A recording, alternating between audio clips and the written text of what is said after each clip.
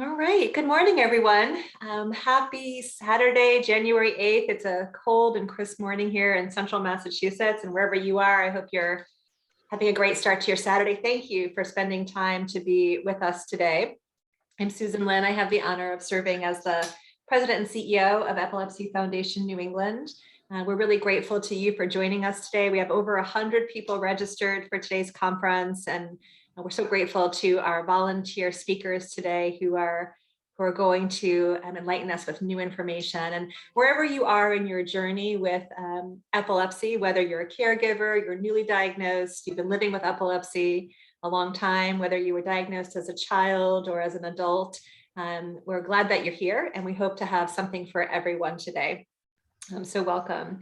So to start, I'm just going to tell you a tiny bit about Epilepsy Foundation New England, refresh all of our memories about what EFNE does before I turn it over to our first presenter for today. So I'm going to go ahead and share my screen. All right. Right, so this is Epilepsy Foundation New England. We're so grateful we have the support of dozens of AmeriCorps members to help us. This picture from July 2021 is of some of our AmeriCorps members who gave us a helping hand in 2020, 2021. And pictured there is Hope the Lion, who is our mascot, symbolizing strength and bravery. If you want to hear more about Hope the Lion, check out our website. You can even have a Hope the Lion plushie delivered to your home. We are serving Massachusetts, New Hampshire, Rhode Island, Maine, and most recently Vermont has joined our family this month. And so we're really excited to welcome Vermont into the Epilepsy Foundation New England family. We've been serving New England since 1983, so we have a long track record of being in touch with the epilepsy community and being here to serve you. We work really hard to ensure that folks have help for today and hope for tomorrow. We build relationships between people living with epilepsy and advocates and EFNE staff and hospitals and other community resources. And our main concern is ensuring that people living with epilepsy have as high of a quality of life as possible. And that looks different for every person. And I hope we have something different to offer everyone as their journey with epilepsy progresses.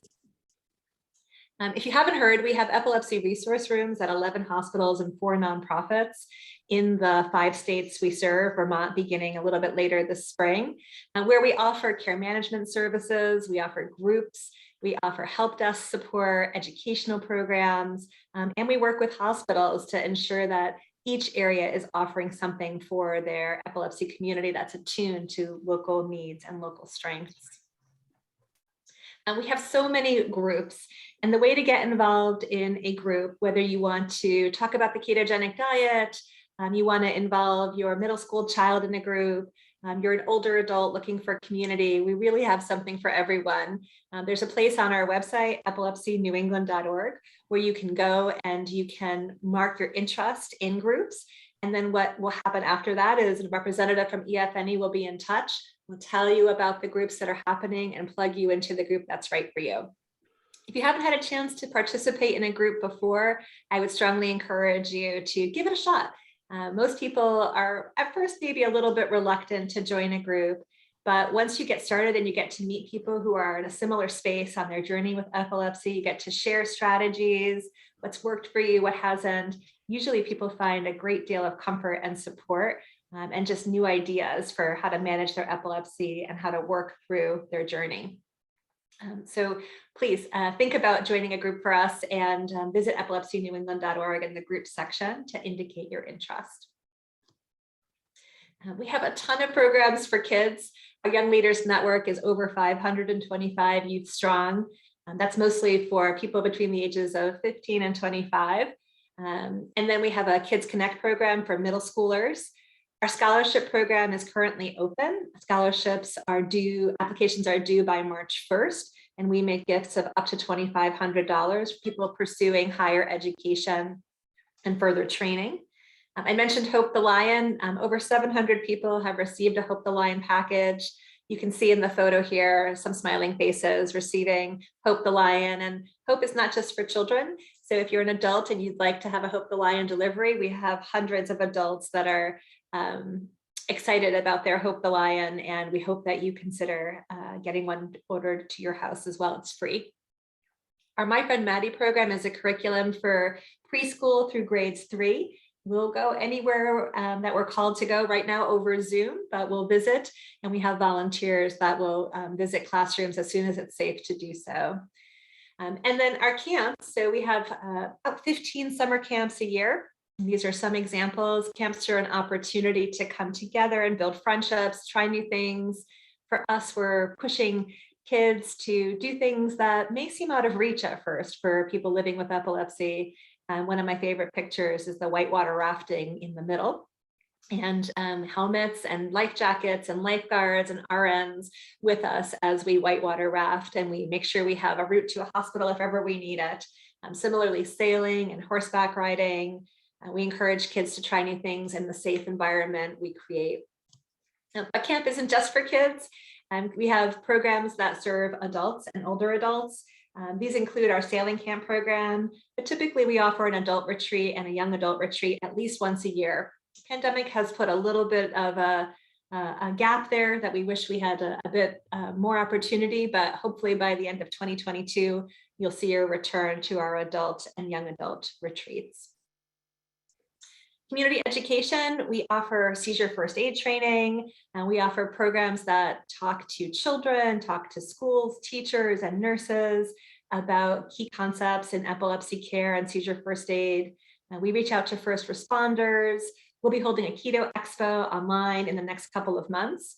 And we offer usually one in-person conference per state per year. In Massachusetts, we would normally hold this conference in person, but because of the pandemic, we're holding it online this time.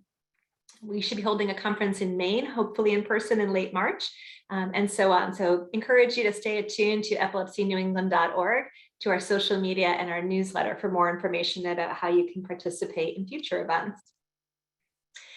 Bill Murphy, who's here with us today, our Director of Advocacy and Public Policy, will tell you more about our advocacy and public policy efforts. We encourage you to get involved. Tell your story, whether it's a one-time sending of an email that will help you with to your state legislator to tell your story and make your voice heard, or if you want to come with us to the State House and meet with your senators or representatives, or contact your US senators or representatives. There's lots of opportunity and support for you to do that. We have a special program called Teen Speak Up, which is for our young people, where they learn advocacy skills and then also are in touch with their representatives and senators.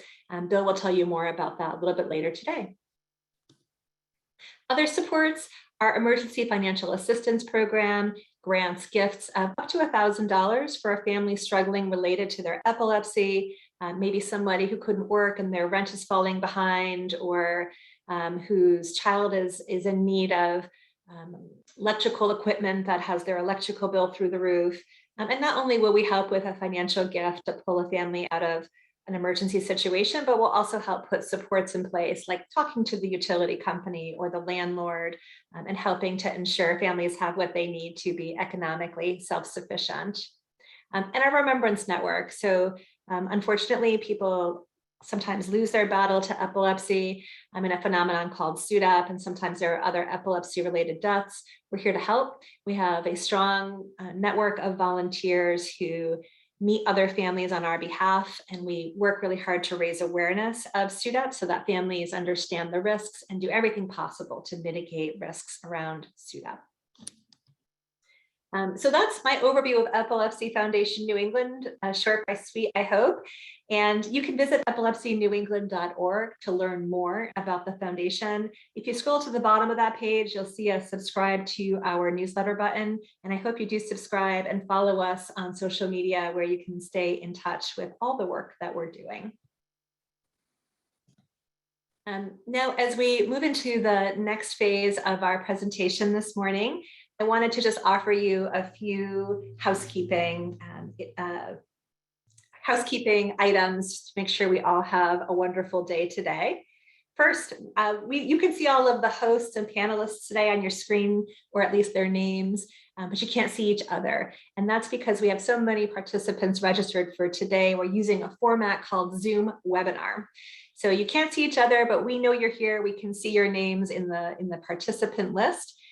You are welcome to use the chat to present us with technical issues you can't hear, or something's unclear to you, or you're having a technical issue with today's presentation. Please put your question in the chat and we'll get back to you. If you have a question for a presenter as we go through today, or a question about content of what we're talking about, please put your question in the Q&A. We have staff monitoring that all morning. And if we don't get to your question during today's conference, we will provide your question to the presenter and try to facilitate a response for you. So again, use the chat for questions about about technical issues, and use the Q&A for questions about content. I want to remind you that today's presentation is an education-only conference, meaning we're not intending to provide you with medical advice. I know we have a lot of questions about our individual needs. It's inappropriate for us to answer those without fully understanding you and your needs in a more private space. So if you do have individual questions, we encourage you to talk with your healthcare provider. If you ask a question like that in the Q&A and chat, we'll try to facilitate you connecting with someone to have your answers met in a more appropriate environment. We won't be talking about individual concerns in today's meeting. With that, I also want to thank our sponsors for today who make our work possible. We have 3 sponsors who've generously contributed to ensure these conferences are possible.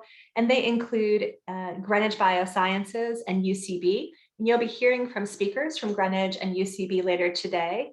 But now it's my pleasure to welcome Nick DeChristopher, who is here from SK Life Sciences, to tell you just a few moments about what SK Life Sciences is. Nick? Well, thank you very much. First off, I just want to thank you, Susan Lynn, and David Searles for the opportunity to participate in this event. At SK Life Science, we're proud to be part of the great work you guys are doing at the foundation.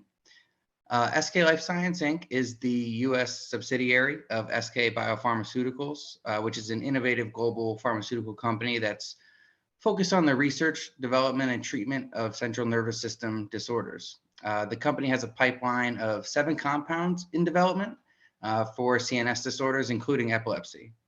And we're thrilled to be here and offer our continued support for the foundation. And we look forward to learning from each other. So thank you very much. Thanks, Nick, and thanks to SK Life Sciences for their support of today's event. And with that, I'm about to turn it over to our first presenter for today. Our first presenter that's scheduled is Jeff Arley, and we're having a little trouble with him getting into the meeting for today. Sarah, I've sent you an email message to please help Dr. Arley get into the meeting. But just to ensure that our flow keeps going, Patty Schaefer has been generous enough to agree to be our first speaker for today. So Patty, most of you have probably heard Patty's name. Patty has done so much for the Boston epilepsy community, but the national epilepsy community in her various roles with Epilepsy Foundation of America and beyond. And Patty, we're so lucky that you're literally in our backyard and that you continue to volunteer your time to help us. So Patty, it's a pleasure to have you. I'll turn it over to you. Okay, thank you very much, Susan. My pleasure to be here today. I just need to share my screen. And for some reason, oh, here it is. Now, can everyone see this okay? Susan? Yes, Patty, we can see it and you're Great. Good to go. All right. So we're going to talk about seizure rescue medications. And in general, I want to talk to you about we'll introduce what they are, but I also want to talk about what is it that you need to know about them and how to really start that conversation about them. I've worked as an epilepsy nurse for most of my life, but I've lived with it and met a child that had it and been lucky enough to work with Epilepsy Foundation New England and national. So, but I'm coming at kind of bringing all those roles into this project. Now, let's first think about what do we want to accomplish here. I want to increase that awareness of what rescue therapies are and essentially how they're used to respond to seizures. Right? gain just an understanding of what some of the new rescue therapy options are, but most importantly is to feel confident talking to your healthcare team about rescue therapies and how they relate or don't relate to you or your family. So first of all, what are they? Seizure rescue medicines, and you'll hear the word rescue medicines or rescue therapies kind of interchangeably, but these are medicines that that are used for seizures. So they might be called seizure medicines, they might be called anti-seizure medicines or anti-epileptic drugs. That's all the same bucket, right? But these are used only at specific times to help stop increases or changes in seizures. They do not take the place of daily seizure medicines. And in fact, if you use these too frequently, particularly on a daily basis, they may not work as well. So they are different from your daily seizure medicine that your doctor or nurse provider are going to write for you. And there are specific times of when you would use them. They're also geared to be used out of the hospital. So therefore, the person with epilepsy, their family members, friends, or whoever helps them around times of seizures to be able to use and keep you out of the hospital. We want to prevent emergencies or that need for the hospital care. So think about if you have a seizure, and when I say you, I might be referring to the person with epilepsy or the family member or a friend who might be helping with the seizure. That when someone has a seizure, the first thing you do is provide that basic first aid. And depending upon the type of seizure, what you do may vary.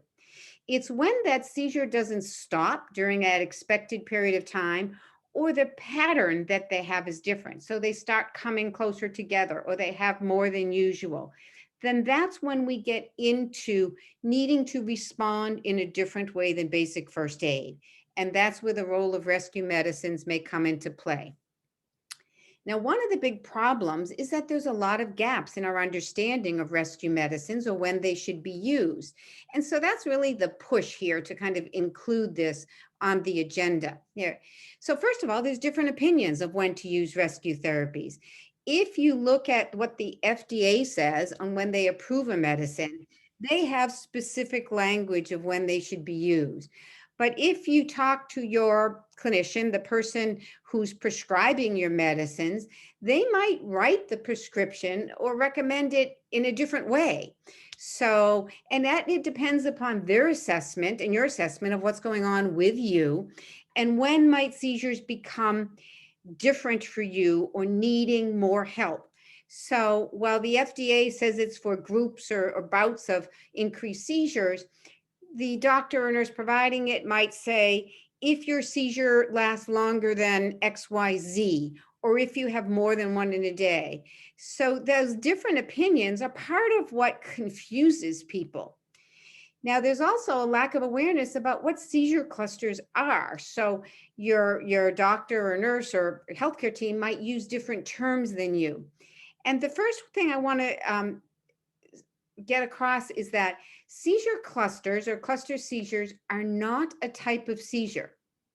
It's really part of how epilepsy is expressed. So any type of seizure, a tonic-clonic seizure, a focal seizure, an absence seizure, a tonic seizure, any of them can occur in clusters. So that's not a separate type, but it just describes how those seizures are being expressed for you.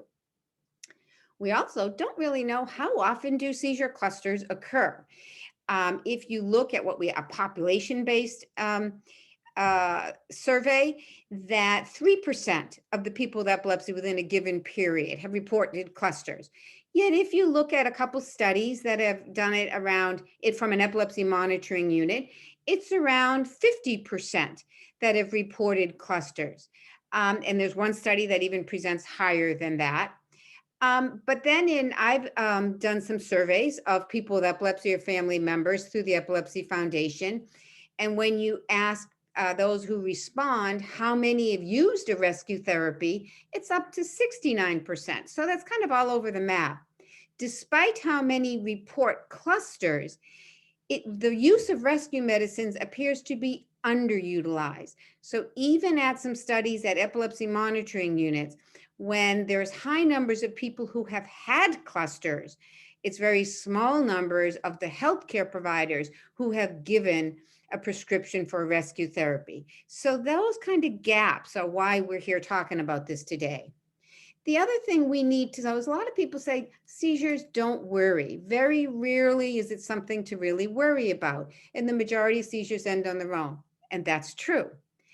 But if seizures are uncontrolled and they're not ending on their own, they can lead to danger. So people can have seizure emergencies that are life-threatening. Bad seizures, clusters of seizures lead to lost time from work, to school, to the day-to-day activities. Life stops or changes for the person having seizures and for the family member or caregiver who might need to be there with them. Greater chance of hospitalizations, the healthcare is more costly, but there's also greater risk of injury and also greater risk of dying from the seizure emergency or just suddenly from having poorly controlled seizures. So that's why we're here to talk about this. Now, I'm talking about things that might be scary for you. So please, part of this is to say, talk to your own healthcare team about any of these questions and concerns that arise for you. Now, fear and worry is part of living with epilepsy. And that's, unfortunate, but it's part and parcel of it. We know that from just surveys of people with epilepsy in general, that unpredictability and not knowing when seizures might occur can get scary and kind of worry about what can I do or what should I not do? Well, in a survey that I was part of looking at their concerns around seizures, but also seizure clusters, and this was over 400 people, we found that fear was a pretty significant factor. And in fact, families, if you looked at families as a whole and people with epilepsy, families reported fear more often than the people with epilepsy. And so one might think that, gee, is it scarier watching your loved one or your friend having a seizure? That might be one of the reasons, I don't know, but it's that fear is a factor of that epilepsy experience. We also asked how often, how much fear? Is it sometime, or all of the time or constantly? And when you looked at those who had constant fear, it was those that had the uncontrolled seizures. So the seizures were not controlled, they were still happening. And so think about that. How might that affect your relationship with your healthcare team? If you're feeling that constant fear and you're worrying about what might happen next, that unpredictability, can I go out? Can I not? And if your healthcare team doesn't acknowledge that fear or know that you're scared, then you're not talking on the same wavelength, and you might not be talking about the things that are critical for you. But you can use that fear to your advantage. So if you're scared about the seizures or that's particularly they're changing, you could say, is there something I can do to be less worried about this, though that might help decrease the seizures or help me manage it if things change.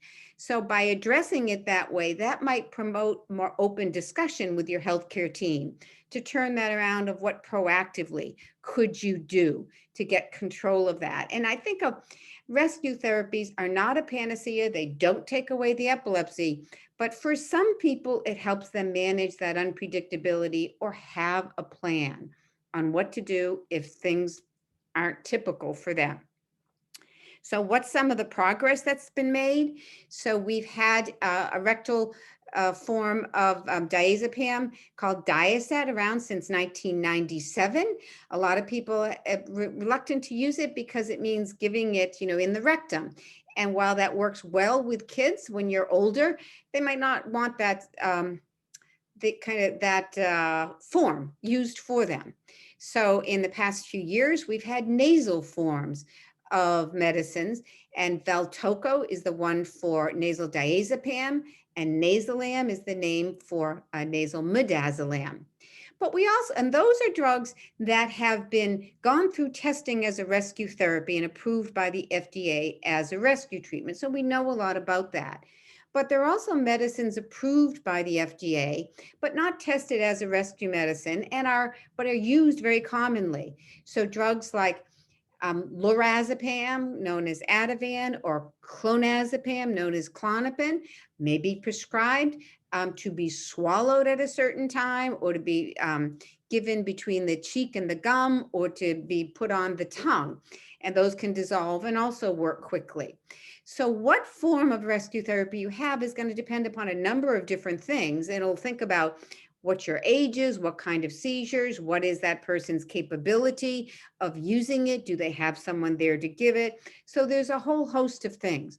But I think what's important to know is that now we have different forms, so that if you have this discussion about rescue therapies with your providers, you can also talk about what's the appropriate form for you, right? So an adult might prefer one form over another. So if we look about, these are the FDA approved ones. So this is the rectal diazepam, or the nasal diazepam, or the nasal midazolam. They all get into your system quickly. They last a long time. The ones of the diazepam can last longer than a couple days.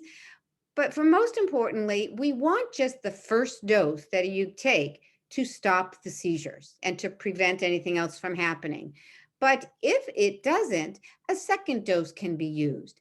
And it depends upon the drug as to when you use that second dose, right? It is not designed, again, to be used chronically day after day. This is kind of a schematic of what the diazepam rectal gel, or the Diastat, looks like. This can be used in kids 2 years and older, all right? So when you have young kids, this is a good option for them. And the dose can vary depending upon age and weight. The nasal diazepam Valtoco, you can see this picture. This is the nasal device. That dose varies according to weight and age as well. And you can see up at the top, this is the language that the FDA uses of when to use it. And as you can tell, I already talked about the fact that many people prescribe it much differently, but essentially for clusters or seizures that vary. Here is 6 years and older, and each sprayer is just one-time dose, right? And you give it into one side of the nostril. If you have to give a second dose, you give it on the other side, okay? The third one is the Nasolam, and you'll hear more about this later today. This is a midazolam. It's the same family of drugs, but it's kind of a different drug within the diazepam group. Same reason for the seizure clusters, but it's for 12 years and over. Again, it's given usually one spray. This is the same dose, so you don't have to worry about a different dose on this one. But all of them have gone through rigorous testing with the FDA, and they all have instructions and websites for where you can go to learn specifically about how to give them. Now, Patty, I'm sorry to interrupt you because you did such a wonderful presentation, but we do have a question in the chat. yes. In the Q&A. I think it might, I'm not sure if you can answer it. And I think it might be a question that others have. So are rescue medications, do they have addictive or dependency features to them? And can you speak to that? And are there medicines that are known for rescue that are perhaps have less of those properties, if that makes sense? So all the ones, that's a great question. So all the ones that are currently, in use, they're from what we call the benzodiazepam family of drugs. So yes, they all carry warnings for concern regarding dependence. And in fact, many medications do that, right? And this certainly is one of them. And that's one of the reasons why they're not a group of drugs that you use all the time. If you're to use it at the dose and the way that they're recommended as the rescue therapy, well, that's a caution. That's not, the dependence is not seen.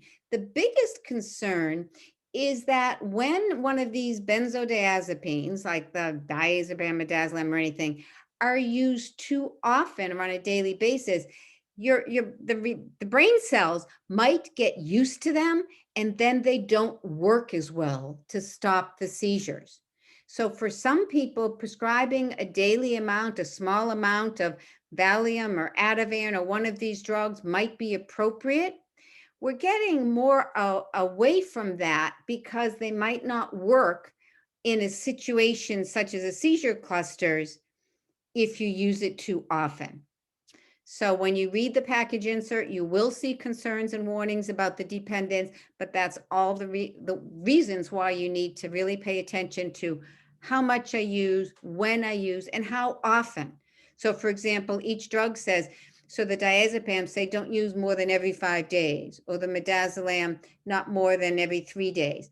Now your provider might give some variations to that, ask questions, and that may well be okay, but don't use them as a daily basis. I hope that helps. And if that's still not clear, write it in the questions as well, and I'll come back to that. Now, because of all these gaps that I talked about earlier, I was as part of, as being part of the epilepsy community, we're all talking about, why is there no agreement on when to use, what to use, or who should get it? So in a project from the Epilepsy Foundation funded by UCB, Aquestive, and Neurelis, we put together a project to come to consensus or develop this set of preferred practices around rescue therapies. So we could kind of get a sense of what is most important here.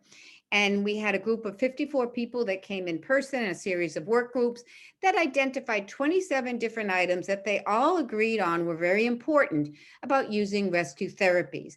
These were tested in what we call a Delphi method, just trying to kind of come to some consensus about this. Then we sent it around to larger groups of diverse healthcare professionals, people that worked in epilepsy, nurses, doctors, pharmacists, psychiatrists, neuroscience nurses, school nurses. And we also sent to people with epilepsy and families. And what we found that of the larger group of healthcare professionals and people with epilepsy, about 79% of the practices also agreed upon them. So we thought we had a pretty good solid set of what we call preferred practices. But people had different opinions over what was most important, or their priorities varied. And part of that is the different experience that you bring to having epilepsy. So if you live with it, or you're giving a therapy, or you're taking care of someone during a seizure, what you see or what your concerns may influence how you view this than the person who's prescribing it. Because remember, seizures don't usually happen in the doctor's office, right? So, you're going to bring different perspectives to this. Right? But I think that these preferred practices give all of us a baseline of when and what to talk about. Now, I'm not going to present all of these, but I'm highlighting some key points. If you want to learn more about this project, there are 2 publications under epilepsy and behavior that talk about this. In the project, we came up with 4 major themes that were critical. First is that we need to use some common language. And that's about seizure clusters, when to use it, and then what are rescue therapies. But also when to use them. Is there some agreement around that? And how do you assess who should use them or when they should be used? And then the importance of talking about rescue therapies, providing that education about them. So about using common language is really, I think, the most important thing. I already mentioned that, the FDA uses certain language. And in this part of this project, we tried to come to some common definition of seizure clusters. And from the experts, they agreed on this definition, but the larger group of healthcare professionals and people with epilepsy didn't. But essentially, think about this as a cluster being a change in the number or the frequency or the pattern of seizures that might occur during a certain period of time. And it may or may not be different from a typical seizures. So for some people, a cluster might be 2 or 3 seizures in a 6-hour period, or 2 or 3 seizures in a 24-hour period, if they only have like 1 seizure a day or 1 seizure a week or a month. Right? For others that might have a form of epilepsy where they have seizures all the time, clusters might be part of their daily life, but there might be a change in the pattern or how often the clusters happen or how long they last that might be the indication of when to use a rescue therapy. One of the key features of a cluster, though, is that the person with epilepsy and or their family or caregiver, whoever helps them, can identify them. Because if you can't identify it, then you wouldn't know when to use it. Right? So that's one of the critical things. So I stress that because if you're prescribed a rescue medicine, you need to talk to whoever's educating you about it, about what it is they want you to give it, and to paint the scenario of what the seizure or cluster might look like. Keep in mind that we all use different words. And from research I've done, we find that healthcare providers focus on the seizures, whether it's the number of seizures or the period of increased seizures. They might use terms like acute seizures, repetitive seizures, serial seizures. And those are all focused on the seizure issues. When we looked at the information from people with epilepsy and families, that's not what they focus on. It's the experience around the seizures or how that cluster affects them. So it's when they have a bad day, it's when they have to leave school or work, or they need to call for help. So it's that experience. So this gives you just a little bit, and one of the surveys done with the Epilepsy Foundation, we asked about the terms, and this was like the most prominent, the second most common, third or fourth. These are the ones when you look at everybody together. They're not the terms that the provider uses, right? But except for the clusters. If you break it down to people with epilepsy or families, I think this is interesting that families using the terms relating to the length, probably because they're watching the seizures. And so they can be aware of timing it or how long. But think about it, as a person with epilepsy, you might not know how long it lasted or can't tell when the seizure ended and for how long the after effects were. So it's more looking at the pattern of it. And just to give you a broader scope, look at all these other terms that people use to describe when a rescue therapy could be used. So what this tells me is if you want to talk to your provider, your healthcare team about using a rescue therapy, you really need to define what you mean and ask them what they mean when they're talking about a cluster or when to use it. And if you report your seizures as bad ones, tell them what a bad one is. So you're on the same page, because they may not be able to give you the right advice if they don't know what you're referring to. Okay, now these are three of the key practices that came out of the consensus that I think should be the golden rule for everybody. That every person with epilepsy should be assessed for the need or use of rescue therapies. Now, that doesn't mean everyone needs a rescue therapy, but you need to ask the questions. So if you have never discussed this with your healthcare team, bring it up and say, geez, I've heard about these. I have no idea if this is appropriate for me or not, but can you tell me about it, or tell me if this is something that I should be considering? Because again, you've got to get on the same page of using the common language, and this opens the door to that discussion. Also keep in mind, it's not a one size fits all. Everybody's epilepsy experience is different. So the plans need to be individualized. So how it's used for one person is going to be different than for another person. And if you're a school nurse, that makes it difficult because it's not the same for every student, but you need to know those individualized plans. And one way of making sure you can communicate those plans is to make sure that you have a seizure action plan. So that's going to tell you what that person's seizures are like, when it's different than normal, and if a rescue therapy is prescribed, what it is, when and how to use it. So those three things I think are very important take-home messages.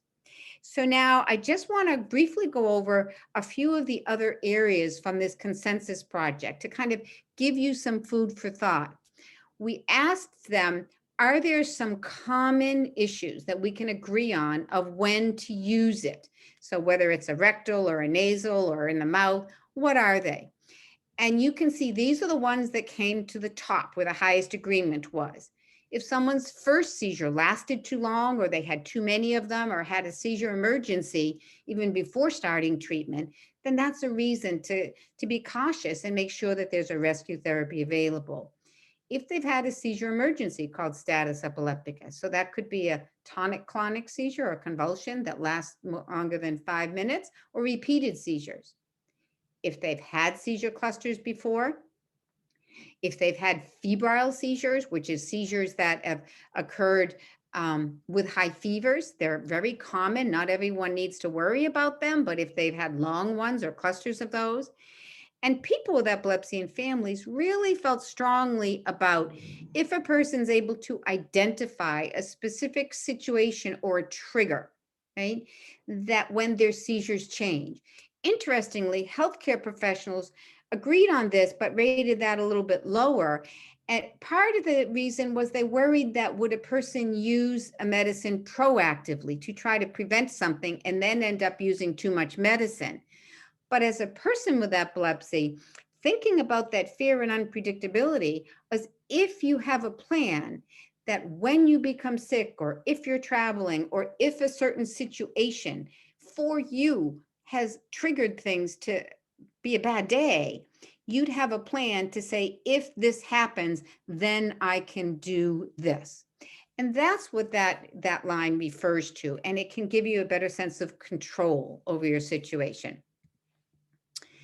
Now, when we assessed, are there key things to think about, whether you're the person with epilepsy or the healthcare team, to what to assess or look for? Well, interestingly, people with epilepsy had less agreement on what those issues were, maybe because they weren't familiar with rescue therapies. They did feel stronger about assess me if I go to the emergency room or I'm hospitalized for seizures. And I think that makes common sense, is that that's a visible thing. It's happened. Somebody should ask and talk about, geez, have anyone ever talked to you about this before? It doesn't mean you definitely need one, but it's a point to discuss. Now, these are the things that have kind of come to consensus on, but I want you to look at these and have any of these been true for you or your family or friend? Because if they are, then these are things to think about and raise with your healthcare team at your next visit. If your seizures are not controlled, if you know that you've had clusters before, or your seizures are longer than usual, maybe your healthcare team doesn't know that. If you've been hospitalized or in an emergency room before, does the person that you're seeing now for your care know that? All of those things I think are important to assess, and make sure you use those to highlight it with your provider. And then also what you see down here, what's important to people with epilepsy is, can you tell the difference between your usual seizures and when it's a bad day? Or do you have symptoms that occur after a seizure that raise safety concerns? If a person's have a prolonged period of being confusion, and they might do unsafe things, or you can't tell when the seizure ends and when they're in the recovery phase, that's something to share with your team so you can get on the same page and see whether something like that is important. And lastly, learning and talking about rescue therapies. I'm telling you, as a healthcare provider, we don't do it systematically with people with epilepsy, and it needs to become a systematic process, right? Now, every visit, you may not do it, but the healthcare professionals or the experts came up with these areas of when to talk about it. So at least there's some minimum criteria, right? So think about these. If you've been in any of these situations or you are in one, ask your provider about it. Use this as a time to start the discussion. If you are able to identify triggers or high-risk times, if you've been in an emergency room, hospitalized, or if there's a change in health status. So if you're sick, God forbid if you get COVID or a virus or the flu or a sinus infection, if your seizures worsen when those happen, that may be a time. Or if your other problem gets worse when your seizures do. Or if you have a change in your seizure treatment, if you're changing medications, you've had surgery, those might be times to think about what might help me. And lastly, everybody should have a seizure action plan. This is an example of one from the Epilepsy Foundation. Child Neurology Foundation has them as well. You can go more to epilepsy.com, but there's also a group of the epilepsy organizations has a seizureactionplans.org where there's a whole bunch of information about seizure action plans and different kinds that might be helpful for you. Okay.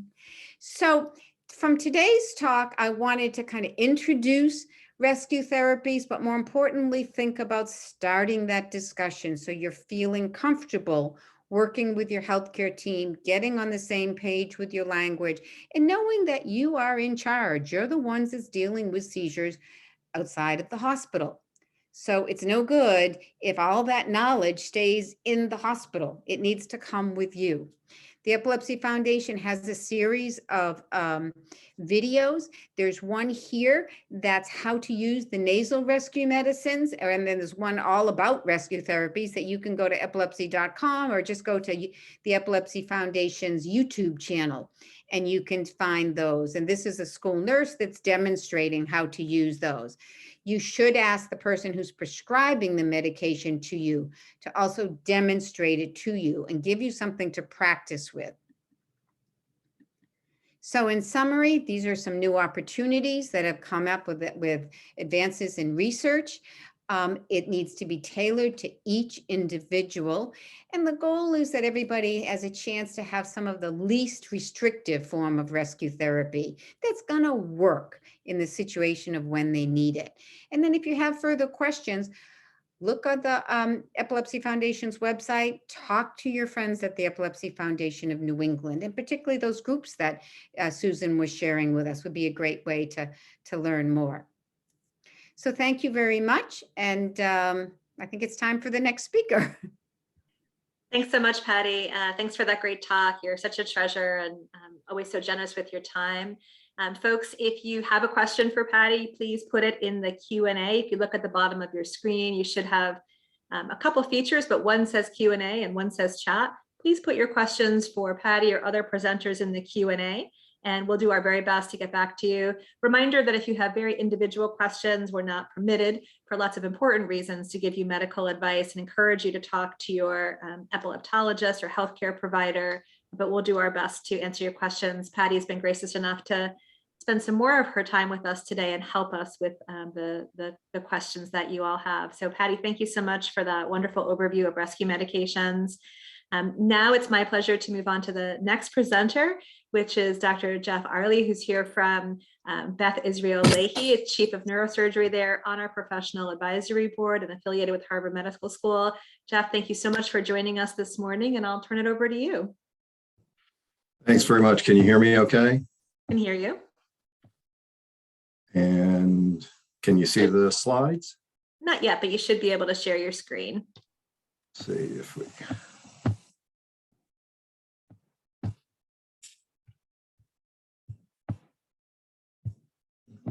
A little trouble signing in today.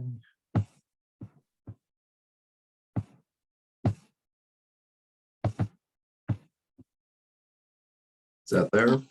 That looks great. We can see your slides. If you go up to the top right-hand corner and click on the large square, it'll make it even, there we go. Okay.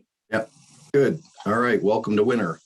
Thank you for having me, and Susan, and it's nice to see Patty again, everything you guys are doing for the foundation. Thanks for having me talk today. I'm going to get to some of the new breakthroughs, mostly from the surgical side. I'm a neurosurgeon, as Susan said. And to give some context to that, I want to go back through the, where we've been with surgeries. A few disclosures here that I work with a lot of different companies that are related to devices that are implanted and so forth. Some of these are used to treat epilepsy.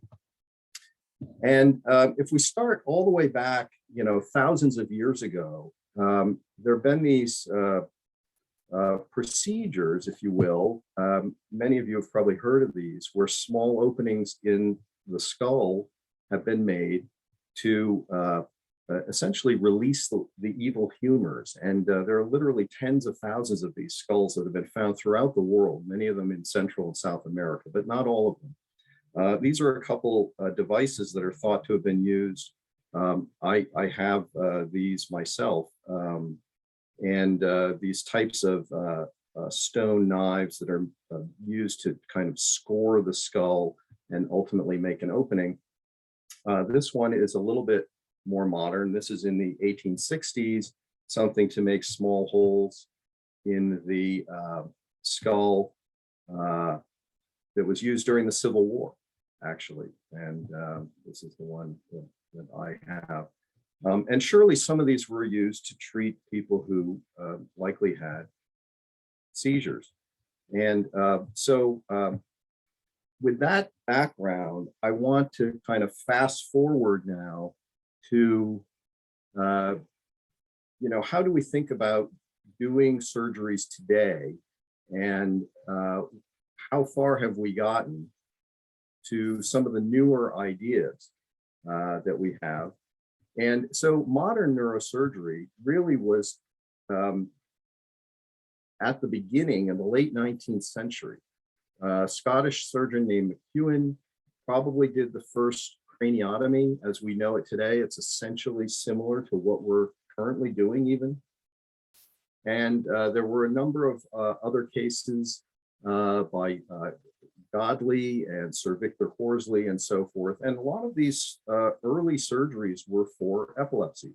They were for people having seizures, and they were thought to come from various lesions that were found ultimately in the brain at the time. And there was a certain amount of localization that people understood about what parts of the brain seemed to be concerned with which types of function. But a lot of this was not correct. It's been corrected over time. Some of it was close to being correct, but it allowed surgeons to initially go into different areas of the head and at least look around. And often they found something that seemed to be helpful to treat the patient's seizures. This picture on the right is actually a drawing made by one of the surgeons around the time that these early craniotomies were done, again, in this late 19th century. And that was really the state of the art as what we consider to be the father of neurosurgery, modern neurosurgery. Harvey Cushing was getting his practice going in the United States, studying under some of the earlier surgeons that I mentioned, and also surgeons in other parts of Europe. And we finally got what many of you know now as the recordings of brain activity with the electroencephalogram, the EEG, when Hans Berger published this first example of what he called the electroencephalogram. And this was the actual recording made from his 16-year-old son, Klaus. Probably not something many of you have seen, but historically interesting. And so from all of that, we have come to learn that seizures often, but not always, seem to come from a particular area of the brain. And we've tried to figure out where this area is so we can safely remove it. And I'm going to talk about other ways of addressing these seizures and other types of seizures that have come about since then. This is a picture of a very common type of way that we approach this now. This has been developed since the 60s and a lot of it through the 1980s and 90s, with electrodes placed on the surface of the brain, as you see here, but also into the brain. And you can see on these x-rays, some of these electrodes here go into the brain. They're very small cylinders with contacts on them to record brain activity. These are larger grids placed over the surface of the brain to record activity. And the wires can come out through the scalp, and we can record activity for a couple weeks at a time, trying to find and localize the seizure onsets. Some of the luminaries in this area I've included here just because they're sort of interesting characters, but there are many more who've contributed to this. This is Ted Rasmussen. Much of his work is recorded in several textbooks and many papers. And one of his, he was a master at his techniques was called a topectomy or a corticectomy. And these are removal and ectomy, as such as it is, of certain parts of the cortex. You see here very discrete areas of the brain removed And this is a very close-up picture of this, but some of his others are really amazing in that the blood supply to these areas that come from one area and go to another is left undisturbed. So he's able to remove the problematic area without disturbing blood supply that passes through those regions. And some of his surgeries are quite extensive in this regard. And we still do these types of removals today when it's indicated, and we're able to identify the area very rigorously before it's removed, obviously. He was also an accomplished saxophonist, apparently. So what happens if the seizures are in areas that we can't remove so readily because they're involved with the generation of language, for example, or movement? Well, this gentleman, Dr. Morell, Frank Morell, developed an idea where a small cut is made across the area of the cortex, not very deep, but going across, and it cuts the connections between cells in the cortex, but it leaves the cells that send information out of the cortex intact. And so we're able to use these. You see examples of where these cuts are made over extensive areas in the brain that we can't resect because people will be without movement or the ability to understand language or speak. And this technique allows that information to go in and out of the areas, but it prevents seizures from spreading across those areas. And this is quite effective for people who have seizures in the so-called eloquent areas of cortex. Dennis Spencer, who is still around, he's at Yale, was quite a master at developing techniques for removing whole regions of lobes of the brain. So here you see the temporal lobe of this brain removed. This side is intact. These are temporal lobectomies, very common area of the brain we can remove for seizures. And you see some of the variations of these temporal lobe procedures here where the lobectomy is performed, but in some cases we can go through a small niche in the brain and just take out some smaller part of it in certain cases, and similar kinds of things here that have been tried by different individuals. Dr. Spencer was involved also in training many of the people still around now doing epilepsy surgery, a long list of surgeons. Again, one of the many who've been involved in developing a lot of these techniques over this period of time. And our experience with all of this over the last 30 or 40 years really has led to some different ways of looking at the theory of seizures and how they develop. And I cite a couple examples here of recent papers, but there are many others that look at the idea of a focal locus, if you will, a single area where seizures come from in the brain, or a circuit of areas in the brain.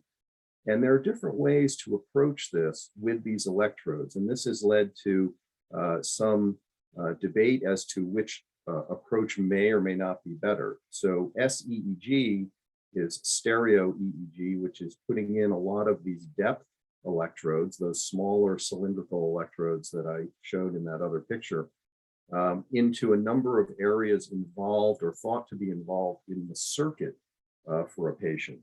And the grids and strips on the surface of the brain being the more standard way that it's been done for many years. In our program, we tend to use both. We combine them in various ways that we think are more thought through, where we don't necessarily only need depths, and we certainly can use the grids and strips in some cases, especially for mapping areas of language, which they're very helpful for. And I think the emerging concept in the field lately has been this word here, electroceutical, where because we can't find an area to just remove safely for all of the epilepsies that we study, we have come about finding different techniques of placing electrodes for the long term to stimulate in areas of the brain and prevent seizures. And if you will, these are like a very precise anti-seizure drug, like a pharmaceutical agent, but using electrodes. And so the term electroceutical has come about to include those types of procedures.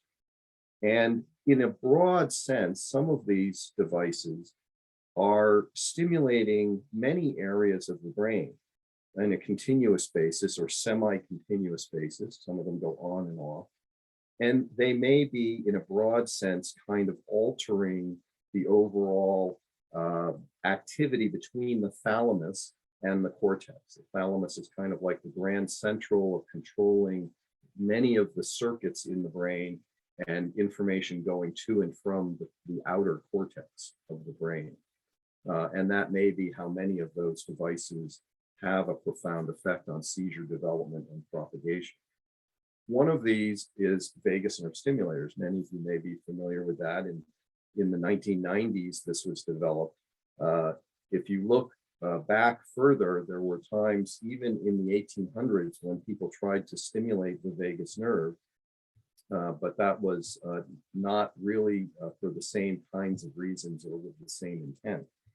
But it has been an area of a target, if you will, for a long time.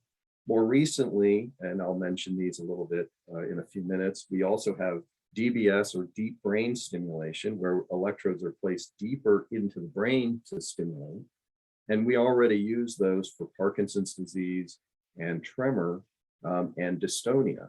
But now they have become well known for use in epilepsy as well.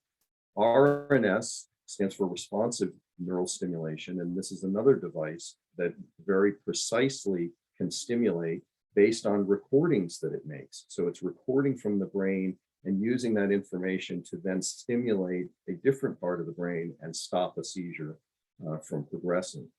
And LIT is a way of using a tiny laser to make a little heat lesion, if you will, to sort of an ablation, make an ablation of a very discrete area of the brain. And when we've identified that, we can get to it very discreetly with this device. It's a small probe that goes into a precise target and then makes a lesion. And that can be effective too. So here are some pictures going back to the stereo EEG question with all of these depth electrodes, as we call them, these very discrete, deeper sets of contacts that can record, and they can come out through the scalp like this, and also be used to record for a couple weeks at a time to try and localize parts of the circuit that may be involved in a patient's seizures. And then again, back to vagus nerve stimulation, and I mentioned this work from Corning in the 1880s here, stimulating the vagus nerve. But the randomized controlled trial for use with seizures was done with 67 patients in the mid-90s. This was approved by the FDA in 1997, so it's been around for quite a while. And more studies have really enhanced, shown the enhancement of this procedure, this device for treating epilepsy. And the responder rates, meaning more than 50% reduction in seizures, now are over the mid 60% range when the device is in for 3 or more years and optimally programmed. And when you compare that to the use of deep brain stimulation for seizures or the RNS data, they're very comparable. But it's typically a less morbid procedure. You can put these in before people have had any monitoring inside the head, and they tend to use less power overall and cost less in the long term. The newest breakthrough involving vagus nerve stimulation, some of you may be aware of, is that for a long time the stimulator would be put in the neck. I won't go into how the procedure is done, but the electrode sits on the vagus nerve in the neck, and it would just go on and off with a certain amount of amplitude and pulse width and so forth. Now they have the ability to record the patient's heart rate continuously. And it turns out that many patients have seizures starting or just before they start with their heart rate going up. And so you can put a threshold in the device so that it sends a little boost of stimulation when that happens. And that can help reduce seizures, especially when patients have seizures when they're asleep or they don't have their magnet with them, or it's hard for them to use their magnet. And so this is a bit of a breakthrough. I think it's a very helpful addition to that. And one of the things that I think is often overlooked with vagus nerve stimulators is the quality of life data. A lot of people believe that quality of life is really only improved if you eliminate the seizures. But if you compare using a vagus nerve stimulator with the best medical care, or just the best medical care only, you can see the quality of life is significantly improved when you compare those two groups when you use a vagus nerve stimulator. In a sense, it's like adding another medication that happens to have a very good effect on the seizures for the long term. So it's a very helpful device. Now, deep brain stimulation has been used now for the last 5 years or so, more and more commonly. There was a large randomized control trial involving over 100 patients called the Sante trial. This is stimulation in the anterior part of the thalamus. And there are a couple different targets that people place these electrodes in now. That seems to be the most tried target so far. And in about the initial seizure stimulation group, of 40% seizure reduction reported, with only 14.5% in the other group. And this was in the initial 12 weeks. But the responder rates overall with more than 50% reduction improved the longer it was in, and it was over 50% at 2 years, and it continues to go up almost at 70% in 5 years when patients get this. So this has become very, very helpful. RNS, again, you have to know enough information about where the seizures may be starting from.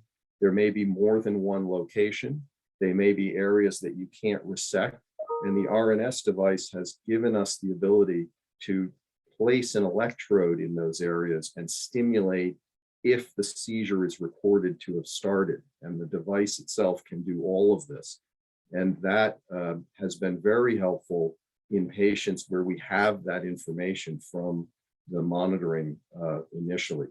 And SUDEP has been significantly reduced in those groups. We also have some, this is essentially a closed loop type of device. In other words, it's recording, and when it sees the seizure starting, or what may be a seizure starting, it then can stimulate. And some of the outside devices like transcranial magnetic stimulation and transcutaneous dorsal direct current stimulation on the outside of the head can also be used in some cases in a closed loop fashion. So there's more to be said for that, I think, down the road. And these are just some examples. Here you see on the bottom some of our RNS cases. This is the device implanted. It has to be implanted in the skull, flush with the skull itself. And then it has recording electrodes and stimulating electrodes. You can see where these have been localized to in each of these patients, different areas. It can be customized, obviously, to the appropriate area in each patient. Here is a deep brain stimulating electrode down in the thalamus here for deep brain stimulation. And this is an example of a lit lesion being made. This can be done in the MRI scanner or in the operating room with the precise target able to be lesioned with a small probe with the lit device. And so that's been a helpful adjunct as well. Now, just to put this in context, medications continue to be developed. And of course, a lot of benefit has been obtained over the years with reducing side effects. I would say that that's probably been the biggest benefit from the pharmaceutical side of things. But the side effect costs should not be underestimated. And there have been a number of studies showing this. Most of these are consistent with each other, roughly around $25,000 to $30,000 per patient per year in common side effect societal costs from just the medication side of things, the economic burden, if you will, of just using medication. So it's not totally benign to just continue to use medication and not consider these devices. And of course, we want to have people very happy with their interest in going forward with surgery because it can be so beneficial overall. But there's more, and these are more of the cutting edge breakthroughs, if you will. And most of these are not really available in a common way right now, but I want to bring them to your attention because I want to give you a sense of the breadth of what's going on in the field right now. So these closed loop systems like RNS and some of the DBS systems are being used as well in a closed loop way where you can record from an area and then stimulate in the deep brain stimulating electrode only under certain conditions. These rely on the relevant markers of impending seizure activity that's being recorded before sending their signals out in the stimulation side. And these algorithms to record and analyze the waveforms that they're recording are extraordinarily sophisticated. And so there's a lot of work that continues to be done on developing those so that they're very reliable and accurate. And so there's a lot of the work that's being done in that area. And I see every few months another paper where some progress has been made with that. And I just want to bring that up because that's really, the guts of those closed loop systems, if you will. So the computational models, and that's research that I am working on often as well, are being employed in these devices also to give the user, the wearer of a device, if you will, an increased awareness of when they may be in a window of increased seizure risk. That would be very helpful for a lot of people just to know that the brain activity that's being looked at suggests that they, not in general, but specific to them only, might be in an increased risk window. And it can have, there's one device that just uses 3 different colored lights for high, medium, and low risk that they may have. Others are using subtle changes in the heart rate or rhythm of a patient to give an indication of when they may be at higher or lower risk of having a seizure. And so that could be an extremely helpful new breakthrough as well. And some people have speculated within 5 years we'll have a very common awareness risk device for most patients available. Some have shown that if you cool the brain down to about 20 degrees Celsius, very briefly and in very focal ways, you can stop a seizure from progressing. And they've been able to figure out how to see the beginnings of seizure using some type of acoustic wave heat sensing, where the activity of the brain increases and it can be picked up in this way from outside of the head. And then a focal amount of cooling can be applied and of course then reversed. So there's no damage from this. And this may be able to stop seizure onset. And there are some devices being developed where that's being tried as well. Soon, we may have the ability to genetically alter certain cells. I mean, we have this ability now, but in the context of epilepsy, to make, for example, some cells that are overexcitable, that want to fire action potentials more and maybe bring about a seizure, to make them actually more inhibitory. And in some cases, you can make channels in these cells and activate them with just tiny amounts of light. There are proteins that change their conformation, for example, in certain frequencies of light, and those may be able to adjust the activity and make things more inhibitory where they were more excitatory, in a simplified way. And we may be able to do this with various types of viral vectors, or now with modifications of stem cells that you've probably heard about and those can be implanted and may be effective for that. And finally, believe it or not, there may be an epilepsy vaccine of sorts on the horizon. So antibodies could be developed to particular types of receptors that are related to epileptic activity, and they can cross the blood-brain barrier better. It's really your own body that has now made these because of the vaccine, and work better than a lot of the drugs that are given currently work.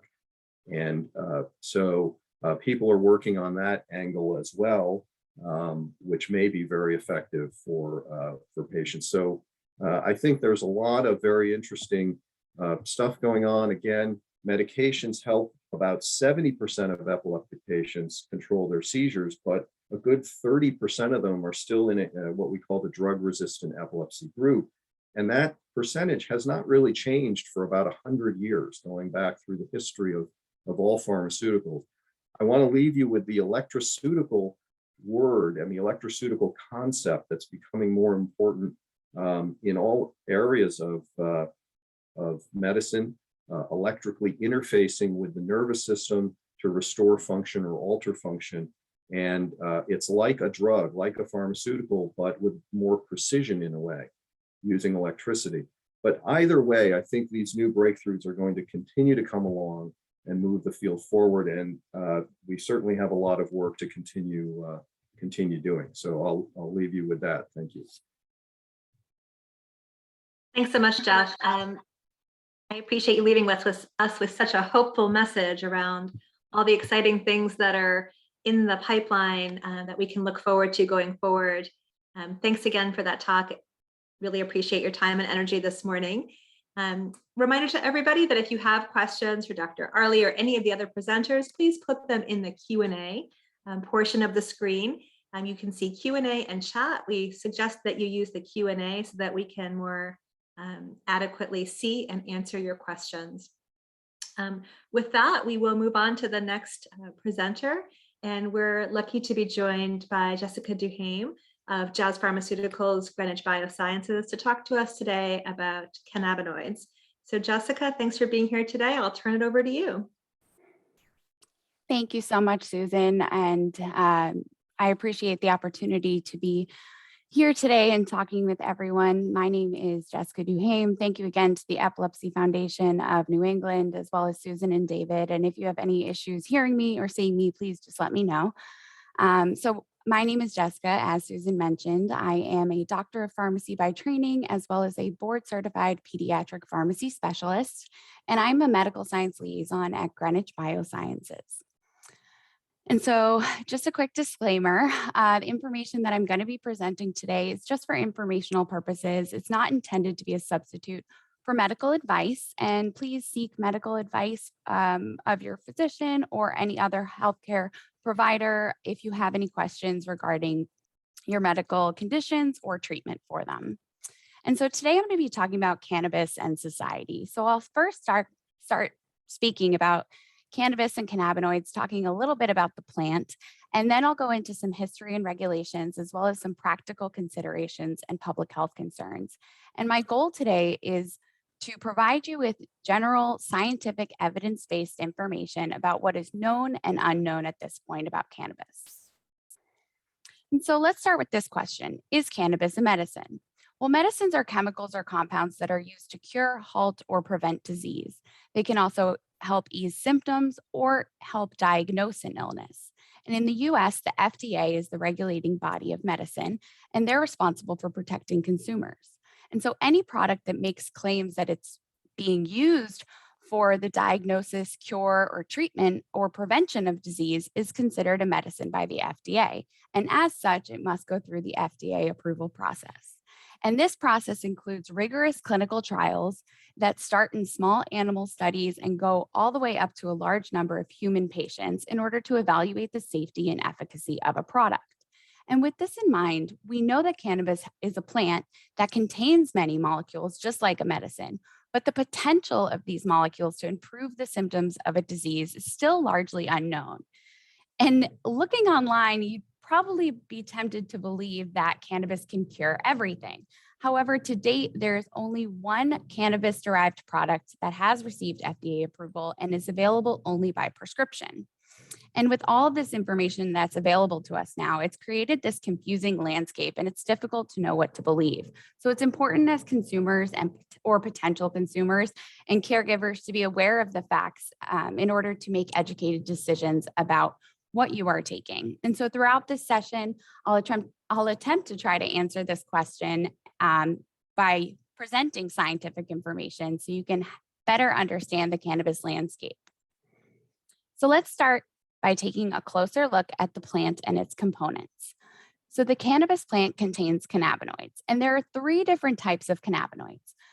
So cannabinoids are just a class of small molecules that were originally isolated from the cannabis plant. And over time, this definition has expanded, and we now categorize cannabinoids into 3 different categories based on their origin. And so the cannabinoids that are found in the cannabis plant are called phytocannabinoids. So they're just small molecules. And there are 2 that are pretty popular that you're probably familiar with, and that's THC, or tetrahydrocannabinol, and CBD, cannabidiol. And so once these phytocannabinoids were characterized from the plant, scientists did a lot of research and discovered that THC was activating cell surface receptors in our brain. And so what we now know is that these receptors where THC interacts were named appropriately cannabinoid receptor 1, or CB1, and cannabinoid receptor 2, or CB2.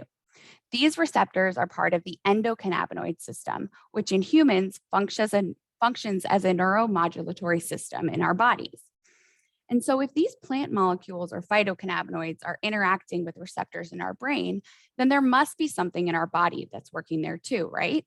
So the endogenous ligands, or the molecules that our body create that interact with the cannabinoid receptors, are called endocannabinoids. So that's our second class. And there are 2 major endocannabinoids, anandamide, or AEA, and 2-arachidonoglycerol, 2-AG. The last class of cannabinoids, which I won't speak much to today, are synthetic cannabinoids. And these are artificially synthesized to mimic the structure and or function of endocannabinoids or phytocannabinoids. They're used clinically, for research purposes, or for illicit use. And so to summarize, we have the phytocannabinoids from the plant, endo from our body, and synthetic from the lab. And it's important to note that these classifications are independent of legality. And our primary source of phytocannabinoids come from the cannabis sativa plant. And there are 3 important things that I'd like you to remember about cannabis. The first is that cannabis is one species of a plant, but it has many varieties. And so after years of considerable interbreeding between historical subspecies, the indica and the sativa subspecies, current botanical thinking now considers the plant to be a single species genus, Cannabis sativa L.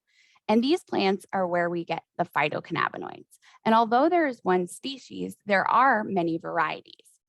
The 3 main varieties are shown here on the slide, and they're named based on their physical characteristic, not based on the amount or type of phytocannabinoids that they produce.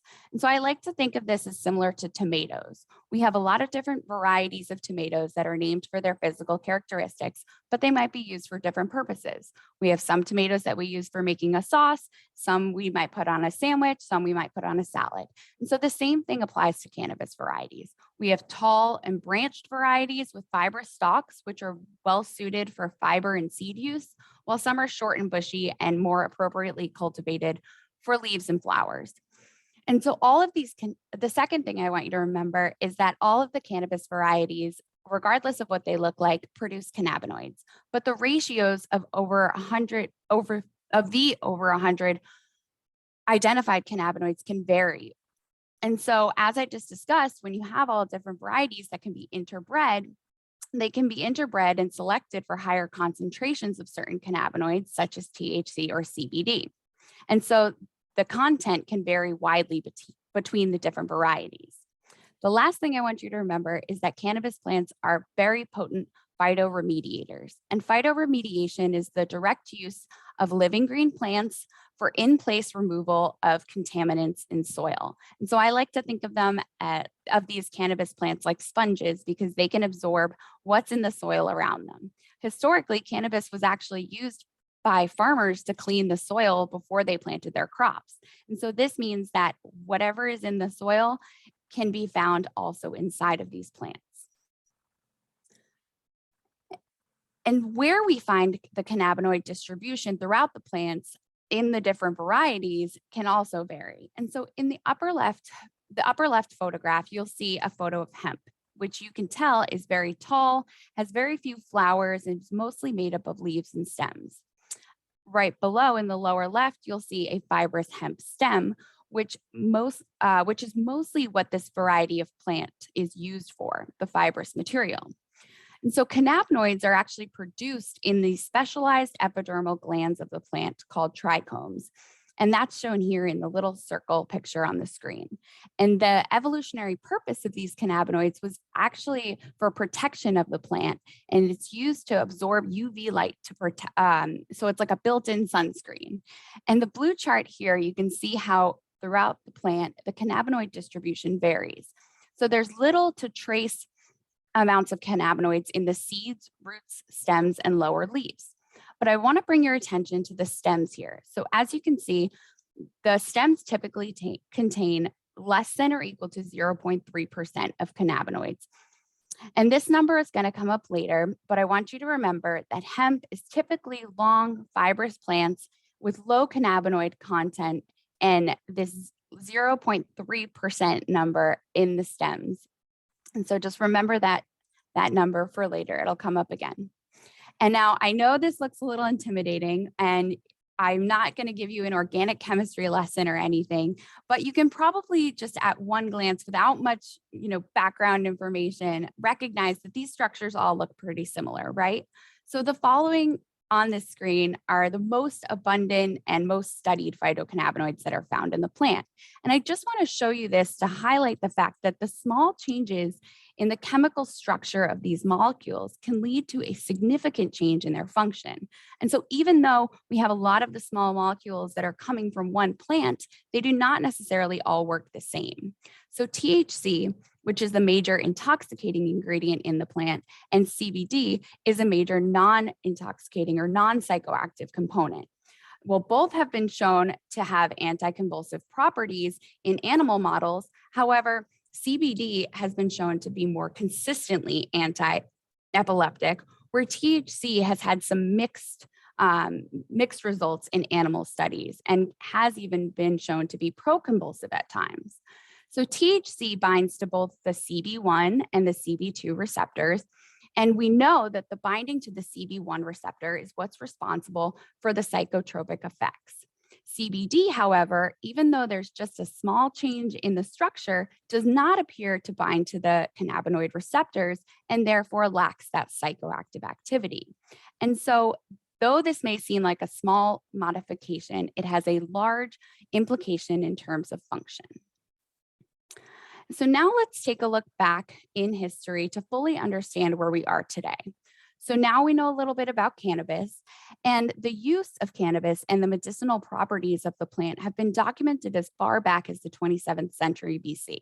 It was first recorded to be used to treat seizures in 1839. And at one point, cannabis was even sold over the counter at pharmacies. And there's a long history of cannabis use, even in the United States. So why is it that we're only recently starting to see cannabinoid-based medicines? So we're aware that cannabis consumption can have psychoactive effects, but back in the early 1900s, when cannabis was being sold at the pharmacies, no one really knew what compound in the plant was active or causing these therapeutic or euphoric effects. So cannabinoids, these small molecules, are really difficult to isolate from the plant and from each other. And unfortunately, we did not have the technology at this time to do what we can now. So cannabis was not recognized or accepted as having any medical use or therapeutic benefit. And by the time the science that we have now started catching up and the molecules from the plant were able to be isolated and synthesized, there was legislation already being put into place prohibiting its use. One of these pieces of legislation is the Controlled Substance Act, or the CSA, which was enacted in the 1970s. And this was put in place in order to improve the control over the manufacturing, distribution, and dispensing of controlled substances. The DEA the Drug Enforcement Administration is the lead federal agency responsible for enforcement. And under the CSA, drugs are categorized into 5 schedules based on their therapeutic use and abuse potential, with Schedule 1 as the most restrictive and strict regulations for research, support, and transport. And much of the research that had been done before the 1970s was on the abuse potential of cannabis and not the potential medical uses. And so without any of the knowledge of how the plant was having its effect, cannabis was placed into a Schedule 1 designation. Now, we know that cannabis has had a wide variety of uses outside of therapeutics as well. And that's where we started to have a legal distinction between hemp and marijuana. And it first emerged back in not too long ago, actually, only about, 4 years ago in 2008. So hemp traditionally has been used for its long bark fibers that we saw on the other screen. And they're used for construction materials, paper, textiles, things like that. And prior to 2018, the CSA did not define hemp separate from cannabis. And so if anything was extracted from the hemp plant, it was considered Schedule 1. In 2018, this other significant piece of legislation called the Agricultural Improvement Act of 2018, otherwise known as the Farm Bill, which is much easier to say, was passed. And the Farm Bill legally defined hemp under federal law as a cannabis plant containing less than 0.3% of THC on a dry weight basis. And this also descheduled all hemp-derived cannabinoids from the Controlled Substances Act, including CBD, as long as they came from a plant containing less than 0.3% of THC. So remember back on the other screen when we were talking about the actual plant and where the cannabinoids are from. So that's where that 0.3% came from, because the stems, which mostly make up the hemp plant, typically contain less than that 0.3% of cannabinoids. And so that's how they actually got this, came up with this number for the legal definition of hemp and marijuana. And so any cannabis plant and its constituents coming from a plant containing greater than 0.3% THC is still defined as marijuana and considered to be a Schedule 1 substance that is federally illegal. And so it wasn't until this recent legislation that we started to see cannabis plants being bred for their high CBD content and low THC content and considered hemp. And so we've come a long way in the last 21 years or so. And so as of March 2021, there are 19 states that have fully legalized the use of recreational and medical marijuana, including Massachusetts, and 18 have legalized the use of medical marijuana. Only 2 states right now in the United States, Idaho and Nebraska, have no cannabis legislation. And so federally, while cannabis is still considered a Schedule 1 illegal substance, there are some states that are trying to regulate a bit, but there's no federal oversight. And the lack of this federal guidance and unfortunate recent changes to these hemp laws have resulted in a very confusing space for the public. And it also means that marijuana products are not subject to the safety standards like pharmaceuticals. They're not subjected to agricultural and pesticide standards like crops. They're not measured like in prepared foods, or subjected to labeling standards like alcohol. So this is the first time that state laws have gone outside of the FDA, even by using the term medicinal marijuana, implying that it's a medicine in the same category as other medicines. So looking at the different products that are available, there's been a boom recently after the approval from state legislation that has happened. And the terminology landscape even adds more to this confusion. And so when we talk about cannabis, we have legal terms, scientific terms, and marketing terms. So legally in the United States, there are 4 different product categories for cannabis. So looking at the screen, we have pharmaceutical formulations, medical marijuana, recreational marijuana, and hemp. And so what's the difference between medical marijuana and recreational marijuana? Well, there's actually none. And so cannabis-based products are categorized in the US based on intended use.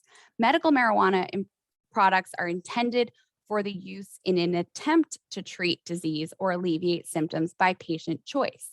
But it's important to understand that there's a lack of placebo-controlled trials to support the efficacy and safety of these products.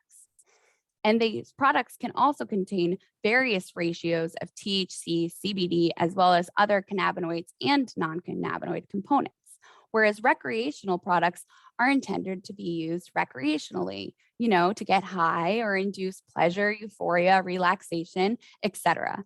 So can a doctor prescribe medical marijuana? Well, actually, no. So when you think of a prescription, when your doctor hands it to you and you bring it to the pharmacy, you expect the pharmacist to put exactly what's on that prescription into the bottle for your consumption. However, because these products are not regulated by the FDA, they cannot be prescribed by physicians or healthcare providers. However, they may only offer recommendations on a certification for a medical marijuana product.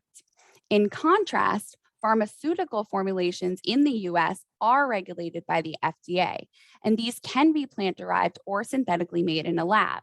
But all of these FDA-approved cannabinoid products must conform to good manufacturing practices standards for pharmaceutical medicines and meet the standards for purity, consistency, stability, safety, and efficacy. And then we already discussed hemp, so I won't touch too much more on that. So to add to the confusion, in addition to the scientific and legal terms, there are also all these marketing terms that are used for these cannabis-derived products. And we know that hemp is legally defined as a cannabis plant with less than 0.3% THC, and that includes extracts, derivatives, and cannabinoids that may come from the plant. And so though this is a legal definition of hemp, the FDA does not analyze these products to make sure they are meeting this criteria. So let's look into some practical considerations of what this lack of oversight means. So what we have right now is really a patchwork of regulation, and it's a confusing space. How does this impact consumers? Well, we have 47 states that have some law allowing for the use of medicinal cannabis, and only 25 of those that have testing requirements.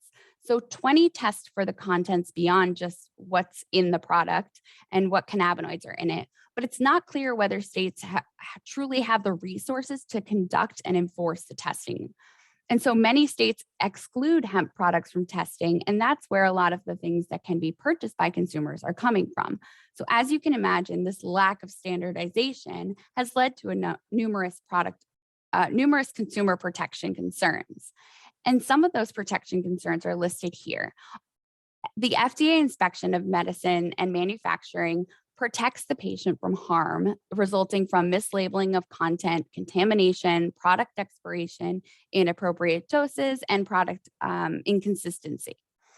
Cannabinoid education is also not really being taught much in medical or pharmacy schools. And outside of the clinical trials for the FDA-approved formulations, much of the data people rely on to make decisions about cannabis use is anecdotal or from preclinical or animal evidence, which cannot always be translated into humans. So combined with the state-to-state variation, this has led to a number of stakeholders who may be making medical recommendations based on little evidence and with little training. So I'll review evidence on how these issues affect the cannabis industry, focusing on contamination, mislabeling, and adverse effects. So as you recall from earlier, cannabis sativa L, including hemp, is a phytoremediator that can absorb a number of toxic components from the environment. CBD products may be produced using substandard manufacturing and can be contaminated with heavy metals, mold, bacteria, or other contaminated components. There are some examples listed here on the slide from around the US of instances of contaminated CBD products. There have been reports of pesticides, labeling CBD products that contain THC, as well as mold and bacteria, which can be very harmful when consumed. And many believe these products are to be benign and harmless, but without the rigorous testing and requirements from standardized regulations, there's no way to safely ensure what is in the bottle is safe for consumption. Research also shows that another consequence of the lack of regulation is that labeling of cannabis-derived product content can be inaccurate. Many products have higher THC content than what is reported on the label as well. There was one study in 2017 that was published in the Journal of American Medical Association that reported nearly 70% of their tested products were mislabeled in respect to the cannabinoid content. All of these products that were tested were currently available online. And because of this, the academic researchers at Johns Hopkins concluded that they should be avoided in pediatric patients. When the federal government has tested products, the results have been stunning too.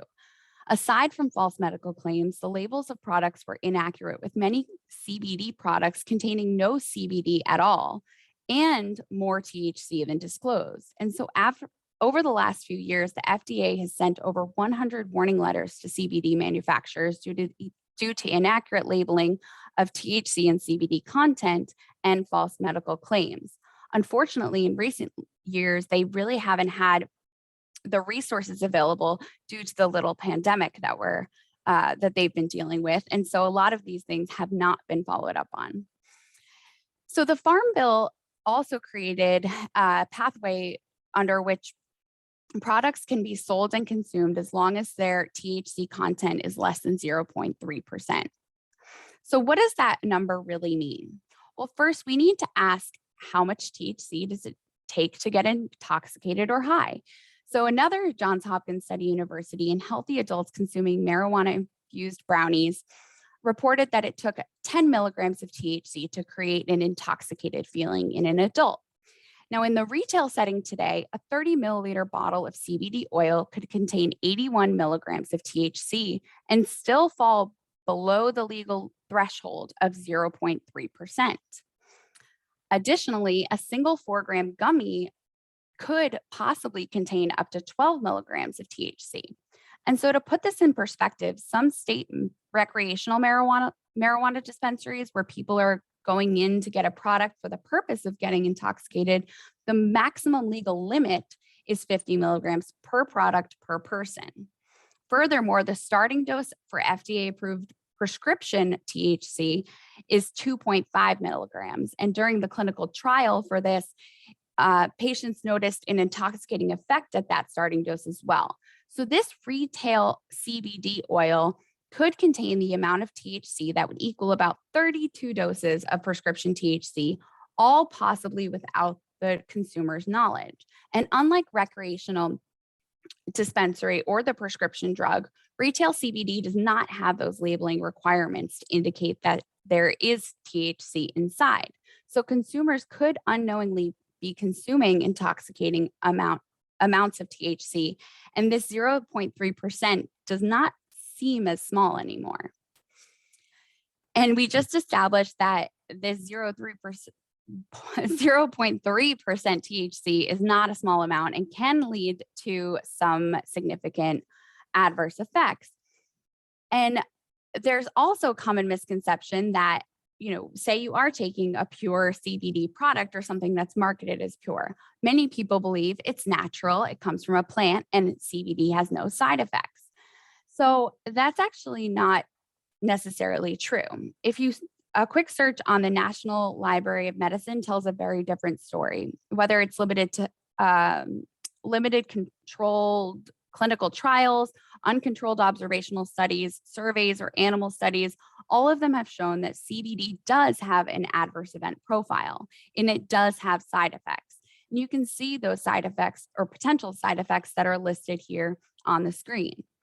Now, with our FDA-approved drugs, when an adverse effect occurs, typically that will be reported and documented. Now, with the lack of FDA oversight, there's really no central tracking system for adverse events. And so these potential side effects of CBD or unknowingly consuming THC can be harmful to vulnerable populations like pediatric patients, elderly patients, or especially those with any comorbid conditions. So it's important to keep in mind that natural does not always equate to safe. And so just to summarize, even with a rich history of use dating back 5,000 years, cannabis use is not benign. We discussed the 3 different classes of cannabinoids, the endocannabinoids, phytocannabinoids, as well as synthetic cannabinoids. And we discussed how cannabis also contains other non-cannabinoid components that potentially have impacts or have their own pharmacological profiles. Cannabis also has 3 important properties. There are many varieties. The varieties can be interbred, and it's a phytoremediator, so it acts like a sponge. And the existing legal landscape and conflicts between the state and federal regulations have led to a confusing product landscape for consumers. And so it's absolutely crucial to fully understand the importance of clinical research to fully understand the therapeutic potential of the cannabis plant and its components. And if you would like to continue learning, I encourage you to go to cannabinoidclinical.com to become an educated consumer. Thank you so much for your attention, and thank you again to Susan and David. Thanks so much, Jessica. We really appreciate your time. That was really very informative. I learned a lot. Thanks for sharing that. And Thank you. Great. Yeah. And again, reminder to all of our participants today, if you have a question for Dr. Duhaime or anyone else, please put it in the Q&A section of your screen. Down below our faces should be a box that says Q&A and a box that says chat. Please use the Q&A for questions for presenters, and we'll do our best to answer those while the presenter is talking and to circulate those unanswered questions if there are any to the presenter after their talk. With that, time to turn the page, and I'm happy to turn the meeting over to my colleague, Christine Bennett, who is our Programs and Services Specialist and lives in Southern Maine, where she is running the Maine Epilepsy Resource Center. Christine, are you there? I am. All right, Christine, and I'll turn the presentation over to you for Seizure First Aid.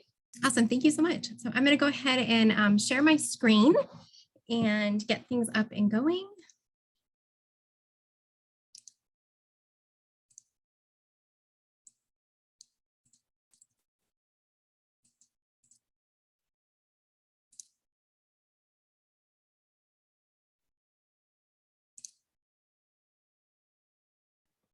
And Christine, just as a reminder, if you wanted to place that survey or test into the chat or into the Q&A. Thank you very much. I will do that right now. So I have to stop sharing to do that. So before we begin, as I get things going, there is a link in the chat box that will take you to a pre-assessment prior to starting the training. So as I get things loaded up, you can take the time right now to quickly take that pre-assessment. I am going to just do and reiterate that when you're typing in your email address, please double check that it's correct, because if it's not, you will not then get later on emailed back to you a certificate for your completion of the training. So just double check that when you are entering your email address, that it is correct. And to be clear, if you do not wish to have a certificate that says that you participated in seizure first aid training, you're welcome to not complete the pre-assessment. There are no right or wrong answers in that. We're just trying to get a baseline of your knowledge, and the point of the training is to increase your knowledge. So if you feel comfortable doing that pre-assessment survey, great. If you'd rather not, no problem. Okay. Great, Christine. Thank you. Thank you so much. So I'm going to go ahead and share my screen again. Let me get, so you know that. So as you're taking the pre-assessment, I'll just go through and kind of give some information for you.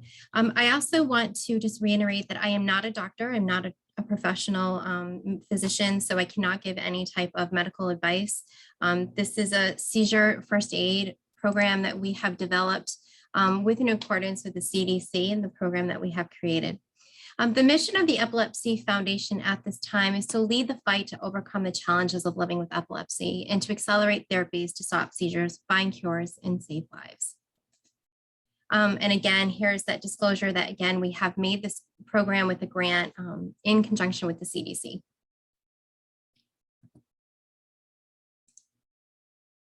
So I'm going to go ahead and share this video. And I just want to make sure I share my sound.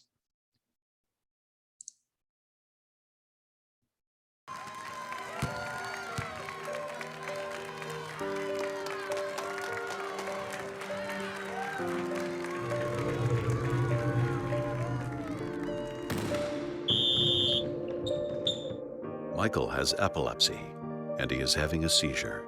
Would you know how to help him? Stay calm, it's gonna be fine. Help me get him on his side. That's it. Visit epilepsy.com to see what happened to Michael and learn seizure first aid. We are actually going to see more of Michael's video later on in our training. And this kind of just gives you, specifically if when we prepare this training, we're usually doing this a lot with other people and individuals and businesses, and a lot of people that may have not seen a seizure yet for the first time. So again, those are some thoughts to be thinking about, but we will definitely see the rest of Michael's video later on and learn a little bit more about seizure first aid with tonic-clonics. So what are our objectives today? So the first thing we're going to do is we're going to define seizures and epilepsy and understand the difference between each. We're going to identify correct and incorrect steps for helping a person having a seizure, because unfortunately, there's still some myths out there that are still out and about that can actually harm somebody who is having a seizure. We're going to identify when you should call emergency in the event of a seizure, because not every seizure is a medical emergency. And my job and my hope is by the end of this, I've increased your confidence to help someone during a seizure, so that when you are done this training, that you feel like, okay, I can do this. I have some more information. So what are we going to cover today? So we're going to cover why seizure first aids. Why is it important to have seizure first aid? And I think most of us today on this conference can probably understand that question and understand why it's important for us to understand and know seizure first aid. Again, understanding the difference between seizures and epilepsy, seizure recognition, so understanding those different types of seizures, because there are many different types, and seizure first aid. So, I always say, why should I know seizure first aid? Well, anyone and anywhere can have a seizure. I myself, my daughter has epilepsy, so I know that this can happen at any time for us, but also in the public. I went to a grocery store right before the pandemic, and I actually had a gentleman in the grocery store have a seizure. And luckily I was there at the right place at the right time, but I was there to help and assist him. So again, anyone or anywhere can have a seizure. And here's our wow fact. So we always have these certain slides during our presentations that for me are a wow, that say, wow, I didn't know that. I didn't realize how prevalent epilepsy is, that it's not uncommon. It's actually very, very common. So 1 in 10 people will have a seizure during their lifetime. 1 in 10. There's just some big numbers. So I say to people, when you're out and about, count 10 people around you and know that you are not alone, and that 1 in 10 people can have a seizure in their lifetime. And yes, you can help.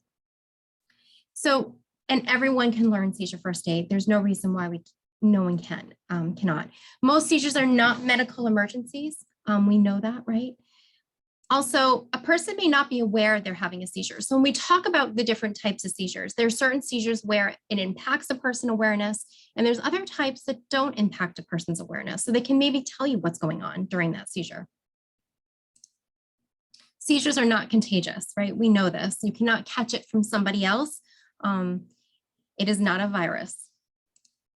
And this is a myth. When we talked about those pieces that are still generated today and the misinformation that is out there, a person cannot swallow their tongue during a seizure. Complete myth. It is rooted to the bottom of your mouth. It is going nowhere. And if you were to swallow your tongue, you would be doing it every time you ate and you drank. So no, you cannot swallow your tongue.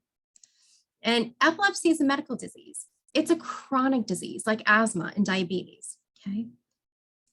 And a person can die from a seizure. And unfortunately, this is true. And we know this with SUDEP, so sudden unexplained death in epilepsy. And we will talk about this a little bit as we go through. So what are some risks related to seizures And these are sometimes, hard for families. Physical injury, we know that if they go down and they would hit themselves going down.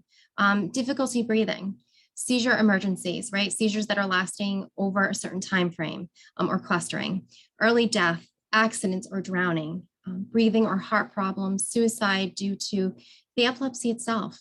We know that epilepsy comes with so many different comorbidities, depression, anxiety, all of those kind of things. So again, and sudden unexplained death, which we know is SUDEP. So let's get into the nitty gritty and let's talk about exactly what a seizure is and how it happens in the brain. So in our brains, we have millions of these little guys called neurons. And I always say when I do these trainings, they look like spider webs, don't they? Their job is to communicate with one another in the brain and send signals back and forth. These electrical signals are going so fast, faster than I think the speed of light. And as they're going through, they're telling our body what to do. So the brain is kind of the powerhouse of our body. It's the control center. So it tells our body exactly what to do. It controls our heart rate, our blood pressure, everything part of our body is run by our brain, right? And we know that our body is run on electricity, right? So again, those signals are going back and forth. And on any given day, okay, on a typical day, our brain is a very organized, but a very chaotic environment, but it's very organized. So those signals are getting passed back and forth between each neuron. So one will send one to another neuron to maybe move your arm, move your leg, think, all of those things that your body's supposed to be doing. And then its job is to send the signal to another neuron, and then it'll send it to another neuron. So I often say, to imagine the most busiest intersection that you could possibly imagine inside, and think about that busy intersection where you drive and you can see, right? Cars are going back and forth, the lights are going. It's chaotic, but it's an organized, right? Very organized. That's a typical day in your brain, that organized, chaotic environment. What happens during a seizure is basically one of these neurons fires too quickly, and it fires off and it sends a signal to the next neuron, and that neuron's going, whoa, I am not ready. That signal was passed way too quickly. And it gets overexcited. And then all of a sudden it sends its signal too fast to another neuron. And then all of a sudden these signals are getting crisscrossed and they're not going to where they are supposed to go. So the pieces that are happening in the brain and what's happening in the brain with those signals getting crisscrossed and not going where they're supposed to go is what we see then what's happening on the outside of the body. Let's go back to that intersection. So one of the lights goes out in the intersection. What happens, right? Chaos, right? The cars don't know when to go. They don't know when it's their turn. But when we talk about later on in the different type of seizures, right? We know that if the only part of the intersection is out, the rest of the intersection is still working perfectly. So again, where it's happening in the brain, what's happening in the brain is what we will see on the outside. A lot of the times we talk about a seizure being an electrical storm. And yes, not everyone who has seizure has epilepsy. So we talk about epilepsy being an uncontrolled, unprovoked seizure. Okay, so it's an unprovoked seizure at that time. So there's nothing that's specifically causing that seizure to happen at that moment in time. So if you fall down, you hit your head and you have a seizure right away directly related to that fall, that person does not have epilepsy at that time because the fall and the head impact is what causes seizure. If somebody has diabetes and their blood sugar drops really quickly, right? And because of that low blood sugar, they have a seizure due to that low blood sugar. That person does not have epilepsy. It's caused by a seizure. If a child has an extremely high fever, and because of that high fever, the result of that high fever could be a seizure, right? So when does it become epilepsy? Well, let's go back to our individual that had a concussion, that hit their head, right, had the brain injury. A year or two go by, and then all of a sudden they have a seizure. And then they have another one. Outside of that variable, outside of that time of when they hit their head, so we're talking a year or two later, right? Do we say then that person has epilepsy? Yes, we do. We usually categorize and say, at that time, yes, they do. Why do they have epilepsy? Well, could be caused by their brain injury at that time. So yeah, so we talk about epilepsy being an unprovoked seizure. So it's happening and there's not one specific reason why it does. And yes, seizures can occur with other conditions, right? So again, when I talked about before, what's happening in the brain is what we see on the outside of the body. So where the seizure is coming from in the brain is what it's going to impact for that person. So it's either going to, if it's happening, in the verbal area of their brain, then it can impact their verbal piece. So maybe they're not able to talk during that seizure, right? It can impact their movement, their sensation, how they feel things, the behavior, speech, and their awareness. And again, what a seizure looks like depends on the area of the brain involved. And seizures and symptoms and signs of seizures vary from person to person, but in most cases are usually consistent and predictable for each individual. What does that mean? So in a moment, in a few minutes, we're going to be seeing videos of 3 different types of focal impaired awareness seizures. Now, we know that those 3 individuals all have focal impaired awareness seizures, okay? But how they look from each person may look a little different. So if I had focal impaired awareness seizures and my friend had focal impaired awareness seizures, our seizures may look different from each other. We may look a little bit different, but the seizures for me, my focal impaired awareness seizures will look typical for me. So those will be the type and the way I present. So typically when someone has a specific type of seizure and their seizures, that is typical for them and that is how they present. And when I talk to families and specifically, I always say, everybody's seizure is very different. I don't think I've met one person yet who's had, right down to the nitty gritty of the same type and they present the exact same way and the specific pattern and everything. But how that person has their seizure is consistent for them. So you get to know exactly, okay, how they are and what it is. And what is epilepsy? So going back and kind of reviewing, we know that it means that a person is at risk for unprovoked reoccurring seizures. And yes, there are many different types of epilepsy, and it does not indicate the cause, and it does not indicate a prognosis. So if you get early diagnosed with epilepsy, it does not mean that you won't find the right treatment or the right therapy and get control. But for some individuals, unfortunately, that isn't the case, where they go through multiple therapies, multiple different medications, right?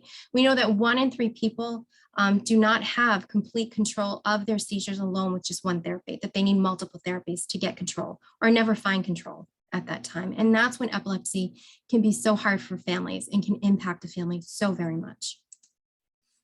Wow, slide. So 1 in 26 individuals in the United States are diagnosed with epilepsy in their lifetime. Wow. When I do trainings and I work with schools, and we do school trainings too, by the way, when we work with schools and I do this fact and I give this to the teachers and the school staff, they're always blown away because a lot of people don't realize how prevalent and how common epilepsy is in the United States. Whenever we do these presentations, I can't tell you how many times, especially when I'm doing it just for a general public business. I have people that come up to me all the time after and be like, my uncle has epilepsy, my brother, my mother, my dad. We all know if you start talking, there's so many people that are diagnosed with epilepsy. So 1 in 26. Who has epilepsy? Well, 65 million people worldwide do, 3.4 million people in the United States, 470,000 children and youth in the United States, and 1 million older adults age 55 plus in the US. So again, it's common. And yes, anyone can have epilepsy. Epilepsy does not discriminate. It does not matter your socioeconomic status. It does not matter your age. You can develop epilepsy at any time in your lifetime, at any age. It does not matter your racial background, where you're from. Again, it does not discriminate. So what are some common causes of epilepsy? Some known pieces we know. When we talked about before the brain trauma, right, the brain injury, we know that that can be a common cause of epilepsy. Brain lesions, infections of the brain, so meningitis, encephalitis, brain injuries at birth. So when we talk about that, and changes in brain development, stroke, and genetics, all of those pieces. And when we talk about, we also talk about 2 areas that we know there's an increased risk. So we talk about the very young and the very old. So when we talk about the young, we're talking about infants, puberty. Puberty is a big time when there can be changes. So all those hormonal changes in the brain. Sometimes a lot of children can then develop epilepsy in the very old. We're talking about Parkinson, Alzheimer's. All of those pieces increase the risk of developing epilepsy. Also autism. 26% of children and adults diagnosed with autism also have epilepsy as well. And when we talk about the brain injury at birth, cerebral palsy, also huge increased risk of developing epilepsy as well. So how is epilepsy diagnosed? It isn't just diagnosed with one test, right? So when you're taken to the hospital, typically for that first seizure, they're trying to rule out those variables. Remember, we talked about how a seizure can be caused by certain pieces. Well, they're trying to rule those out. They're trying to figure out, okay, why did you have the seizure? Okay, did you have diabetes? Did you have a brain injury? Did you hit your head? All of those things they're going to be ruling out. So they're going to be asking your medical history, right? They're going to be talking about what did the seizure look like? How did you present? How long was it? And no single test is used. So you'll be going through maybe blood work, CAT scans, MRIs, all of those pieces to kind of rule out the reason or that specific cause of why you had that seizure or how you could possibly have epilepsy. Common treatment options, for epilepsy, anti-seizure medications alone. Again, 2 out of 3 people, I think I brought that up before, epilepsy surgery. We are so lucky, at least in today's day and age, we have come so far with epilepsy medications and treatment options, and we are constantly developing new therapies, as you have seen and probably heard through the discussions of the other professionals that have spoken. So again, we're constantly going forward, but unfortunately, we're still in those pieces where there's so many people that are still not able to get control with their epilepsy, even despite all of these amazing new treatments.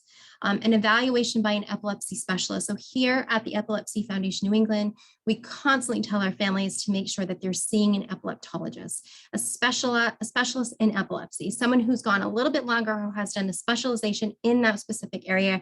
They're going to be the doctor, the neurologist that's going to know exactly what the newest therapies are, and are hopefully going to be able to help you.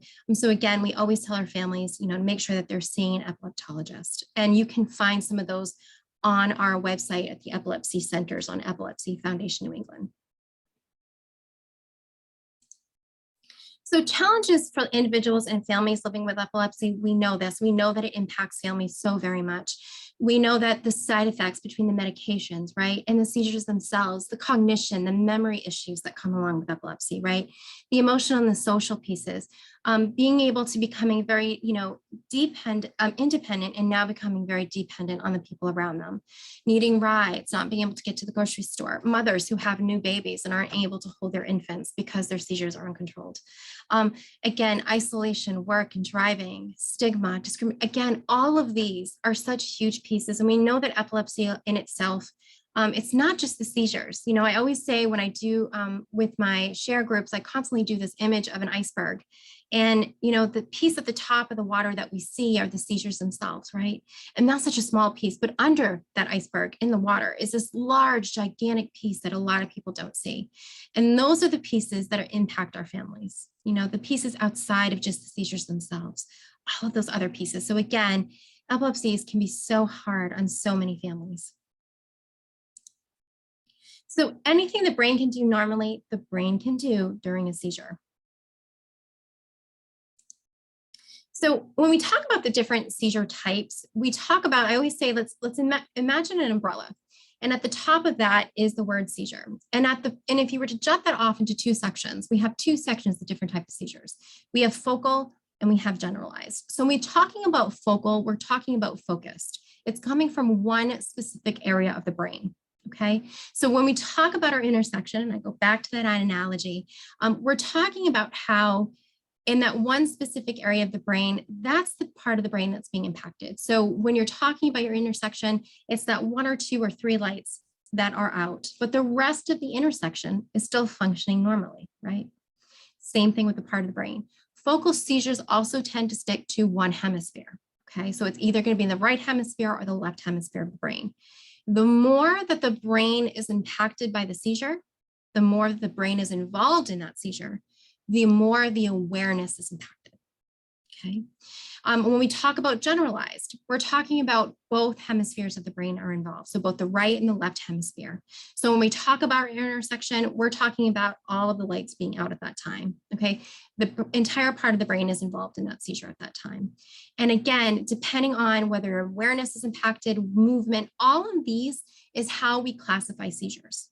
Okay, why you're told you have generalized tonic-clonic or you have focal aware, impaired or focal aware seizures. Okay, so again, all of those pieces are what we do in order to classify seizures. So I'm going to show you 2 videos And I kind of like to talk about, these are both focal impaired awareness seizures. And remember when I talked to you prior about how they can have both a certain type of seizure, but how each person presents can be very different from each other. And these two individuals is a perfect example of this. So they're both focal impaired awareness seizures, but at the same time, they're both presenting very differently. So I'm going to go ahead and play the gentleman on the left, and then I'm going to go ahead and play the gentleman on the right. And we're going to talk about what we saw in those two types of seizures.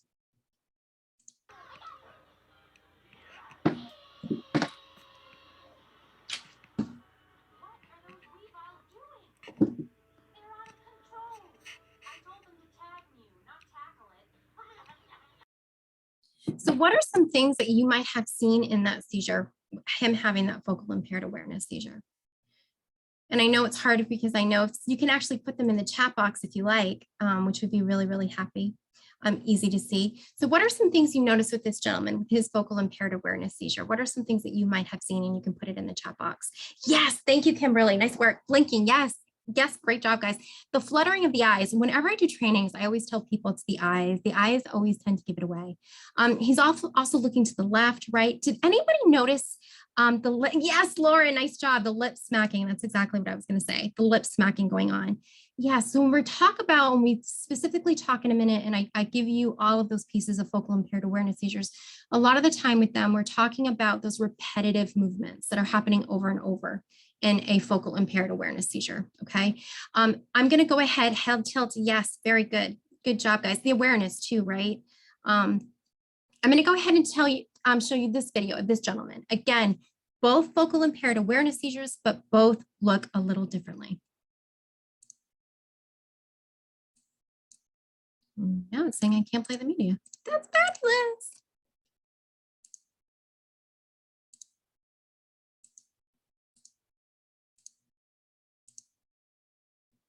Okay, so I apologize. For some reason, the video says cannot play media. It's not allowing me to play it. I can tell you exactly what is happening in the video though. This gentleman is walking. He's standing. So we know with focal impaired awareness seizure, we know that individuals can be wandering, okay? He has lip smacking going on. His eyes are looking to the left, and his finger is tapping on the bottle. And the gentleman at the cash register is saying, hey, sir, hey, we're almost time to close up. And he's not responding. So we know the awareness is impacted during this time. We know that there is automatism. So those repetitive movements over and over, right? With his finger, with the lip smacking, with the eyes, all of those are features that we know are very common with focal impaired awareness seizures and help identify those type of seizures. So what do we look for during a seizure, and what are some things that we look for during it? What did you see or first hear? Was a person able to tell you if they didn't feel well, early signs? What happened next? So was the person awake? Were they confused? Were they not conscious? What part of the face and the body involved, right? Was it twitching of the body? Was it, what did you notice changes in speech or behavior during that seizure at that time? How long did the seizure last? Did the person quickly return to usual? And was the person tired, confused, describe other symptoms after there as well? So when we talk about seizure first aid in a moment, timing is such an important piece. We always want to know, how long did that seizure last, right? And did that person come back to baseline right away? Or did it take them a little bit longer to come to that baseline? Are they tired? Are they groggy? Do they have slurring of the speech? So all of these things, so looking at, what to look for is early signs. What's happening before? What's happening during the seizure, and what's happening after the seizure. All of this information is really important to have written down if you can, and even important information when you're talking with your physician to be reporting to them. This is really important information. So when we talk about focal, so we're focused seizures, right? Part of the brain, we're sticking to one hemisphere. Focal aware seizures are seizures where the person is fully awake and aware. So it's very different than the two gentlemen we just saw, right? Their awareness is impacted because we know that more of the brain is impacted during that seizure, right? So more of that hemisphere of that brain is impacted. Where focal aware seizures, less of the hemisphere is impacted, Okay. It can be changes in motor, rhythmic twitching, jerking, face extremities, sensory feelings. So deja vu is a big feeling, a lot of feeling that people have. Tingling sounds, smells, visual changes. I have individuals have told me that they get a penny taste all of a sudden in their mouth. They have tunnel vision, ringing in their ears. All of these, nausea, all of these things can be an actual focal aware seizure. So, and a lot of the time, some individuals have this type of seizure before they have, and it moves into a generalized seizure, tonic-clonic. So some people can call these their auras, right? They kind of have that warning before they have the larger seizure that they have. So again, you know, and they can be very different. And for individuals, this can be sometimes a really long road for getting diagnosed, because we have some people that we work with, some families that we work with that have had these feelings their entire life and didn't realize during that time that all of these things they've been having have been a seizure at that time. So when they finally get diagnosed, it's finally that feeling of, oh, wow, okay, finally this is making sense for me. Oh, but now, wow, now I have to, you know, be dealing with seizures now and epilepsy and having that diagnosis. So again, length 1-3 minutes can be confused with psychosomatic illness, mystical experiences, and illicit drug use. There is no seizure rescue medication or any seizure emergency pieces with focal aware seizures. They're mostly done and over with. There's really not much you can do for seizure first aid, and the fact of just being there and being there with them and letting them know that they're okay and that you believe them and that you understand them and that, you know, just comforting them during that time while it's happening. Seizures with confusion and not aware. So there's two gentlemen we saw, right? Actually one gentleman, I'm sorry about the video. I don't know why I didn't play, but focal impaired awareness seizures. Okay, so we're talking about, again, we're sticking to the one hemisphere, the focus, the focal area of our brain, okay? Not aware or confused. So we know that the awareness is impacted, right? They're not going to be able to talk to you during the seizure. They're not going to remember what's going on during that seizure either. They can start off with a blank dazed stare. So they have those automatisms, those repetitive, purposeless movements, right? Where we had the gentleman that was lip smacking, the tapping of the bottle, right? Maybe the swaying of the body over and over. Clumsy movements, not being able to talk, often followed by tired, headache, and nausea. So when we're talking about timing a seizure, we're talking about these larger bullets here. Okay, this part here, when we talk about later on, and we bring this up again later on in the video, in the training, excuse me, is called the postictal time. This is the time after the seizure. The seizure is done, right? The seizure has stopped. And now that individual, that family member, that loved one may be tired, headache, have nausea, okay? And that sometimes can go on longer. So the longer the seizure, the longer that the brain is impacted, normally the longer the postictal time. Okay. And again, maybe become back combative if restrained. So we know that during a focal impaired awareness seizure, in any seizure, we never want to hold anybody down. Okay. So if you go up and you grab somebody who's having a focal impaired awareness seizure, they may lash out, they may slap, they may push back. They don't have control at that time over what's happening with their seizure, right? They don't know. Their brain is kind of in that fight or flight mode at that time. So giving them that safe space, but again, still being with them and not leaving them alone. Also, the postictal time for some individuals, during that time, they can be combative. They can push. So again, giving them that little space, knowing, but again, being with them, never leaving anybody alone during the postictal time and making sure that they're safe during that time and giving them that little space and not putting your hands on them physically, forcibly. So again, I'm going to go ahead and show you another focal impaired awareness seizure. And again, I'm hoping this will play. I'm thinking it will. So again, focal impaired awareness seizure. And I want you to take a look for those automatism, those pieces that you saw before with our two other gentlemen with their focal impaired awareness seizure and what's happening with her. I have epilepsy, and I'd like to share my seizure with you. I want you to see it so that you won't be afraid. When you have epilepsy, you ask yourself, when will the seizure happen? Who will see? Am I still me? But I'd rather ask you, would you know how to help me when it happens? Do you know there are different seizures and that they look very different? Could you have epilepsy and not know it? There are many questions. Find answers at epilepsy.com. So what are some of the things that you noticed with her focal impaired awareness seizure? What are some things that you might have noticed? And you can definitely put it in the chat box. Yeah, very much. What about her speech? Did anybody notice about her speech? It wasn't making much sense, right? She was kind of trying to talk, but it wasn't coming out right. Yeah, thanks, Adriana. Yeah, it was kind of exactly what it wasn't making sense. Great job, Linda. So again, making sure and watching, those are all part of the focal impaired awareness seizure as well. Did anybody notice hair twirling? Thank you. I was hoping somebody, Angela, nice job. Pulling at the hair over and over, the repetitive movement, sometimes pulling at her sweatshirt, right? We have individuals who kind of pick at their shirt sometimes, right? And there was that lip smacking and the eyes to the side and maybe a little fluttering. So again, those repetitive movements that are over and over. So what makes this a focal impaired awareness seizure? What classifies this? Well, we know that it's one area of the brain, right? It's not both hemispheres, so it's focused, right? We also know that her awareness is impacted. And then we know that there's repetitive movements involved. So those three things is what classifies this as a focal impaired awareness seizure. So again, when we're looking at the classification of seizures, those are the things that we're looking at when we classify seizures. So we're leaving now the focal area of the brain, and now we are moving over to the generalized. So now we're talking about both hemispheres of the brain being impacted. And the next one that I'm going to speak about is absent seizures.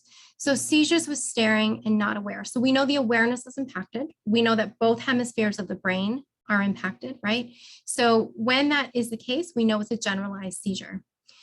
It's a pause in activity with a blank stare. So these seizures are so quick and so brief. They're less than 20 seconds long, okay? And individuals, family members, or loved ones that have this type of seizure could have up to 50 to 100 of these a day, okay? There's possible chewing or blinking motion. Sometimes those fluttering of the eyes, sometimes as a quick to the left and their back may occur many times a day. And after seizure, they return to immediately. So there's no postictal time typically with an absent seizure, okay? And again, they're brief and they're quick. And almost always they can go right back to what they're doing. So they could literally be talking mid-sentence, have a pause, and go right and complete the sentence right after they're done. So again, when you have these type of seizures, it becomes a little bit harder to diagnose because they're harder to pick up, right? But almost always when, this type of seizure happens and finally it's found, that person's like, wow, this has been happening for years. And I had no idea that this was happening. I just kind of thought that just the way I was. I just didn't want to say anything to anybody because I thought I was weird. So again, we get those kind of things from our families after they're finally diagnosed and finally having that feeling of, wow, it is something that's been happening. And I was right. There was something not right. And I was right on that. So I'm going to quickly show you the video, and I might have to show it to you a couple times because it is so brief and so quick, but there's a tell. And I want you to pay quickly attention to her eyes as she's and there is no sound to this video. So I apologize. There was never sound to this video. And that's it. That was the absent seizure itself. Let's try it again. I'm going to play it again because I want to make sure you guys see it. And she's talking, there was a quick, almost like a little breathe in, and then she continued talking. So again, absent seizures are very quick and very brief. Typically there is no seizure rescue medication given for these type of seizures, but they are so brief and quick. So how can this impact a person? I have families that say to me, well, they're just small seizures. How can they impact? Why should I, have them seen by a doctor? Why should they be put on seizure medication? Well, we know that every time that the brain is seizing, right? Every time that a seizure happens, it's going to eventually slow down the brain, right? The cognition is going to slow down and other parts of the brain are going to be impacted. So it's really important, even if your child is having these type of seizures, that they are put on some type of therapy. And we want to make sure that they're controlled because again, even though that they're quick and brief seizures, they still can cause problems. They can cause long-term problems in the brain, learning disabilities, all of those things. So it's still so important to make sure that, your child is seeing, or you're as an adult seeing your doctor and you are being treated for these type of seizures.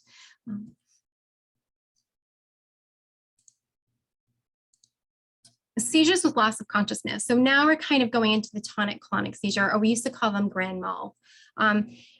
Again, there's a sudden hoarse cry. There's that almost that gurgling or that sound that comes out. And when talking with individuals who've seen this type of seizure or have a loved one with this type of seizure, sometimes the sound itself can be the hardest and the scariest thing to hear and see with that piece. Well, why is it happening? Well, when we know someone's having a tonic-clonic seizure, we know it's a generalized seizure, right? So we know that our entire intersection is involved at that time. So all of the lights are out. It's a complete chaos in that intersection, complete chaos in the brain. So again, what's not making sense in the brain is not making sense on the outside of the body. So the entire body is impacted at that time, okay?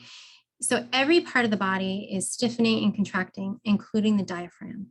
So that sound you're hearing is that air and the saliva that's getting pushed out. So that sound you're hearing is literally the diaphragm going back and forth, back and forth, back and forth. And in a minute, when I show you a video of a tonic-clonic seizure, when I talk about that diaphragm, you'll hear it and you'll know, yeah, I can hear, I can actually hear I can hear that sound going back and forth. When the seizure is done, that sound goes away and the diaphragm relaxes and it stops. We know that there's a loss of consciousness. We know that they're not aware. They're not able to talk to us or tell us during that time. They're not going to understand directions. And yes, they can fall. So at that time, we need to be aware that if they fall down, they hit into something, they hit their head, they may need to be evaluated by a doctor at that time to make sure they don't have concussion. Stiff body, arms and leg, there's the tonic part, and then there's the jerking part. So the tonic and the clonic. Shallow breathing, drooling may occur. And yes, there's possible loss of bowel or bladder control, either during the seizure itself and even during that postictal time. So that time after the seizure is done, right? The body is relaxing and sometimes things like that can happen. The length of it is typically 1 to 3 minutes. And again, our postictal time, which is the time here we're talking about, the confusion, the headache, the tired, the soreness, the tongue bitten, sometimes speech difficulty. Sometimes they need to lay down and rest. And again, we never want to leave somebody alone during their postictal time, and we never want to leave somebody alone during their seizure either as well. We want to make sure that somebody's with them at all time during that time. So I'm going to go ahead and show you a tonic-clonic seizure. And again, you'll see the rhythmic jerking. You're going to hear that part of the diaphragm, that sound that we were talking about with the seizure. His head is turned to the side, which when we talk about seizure first aid is so very important.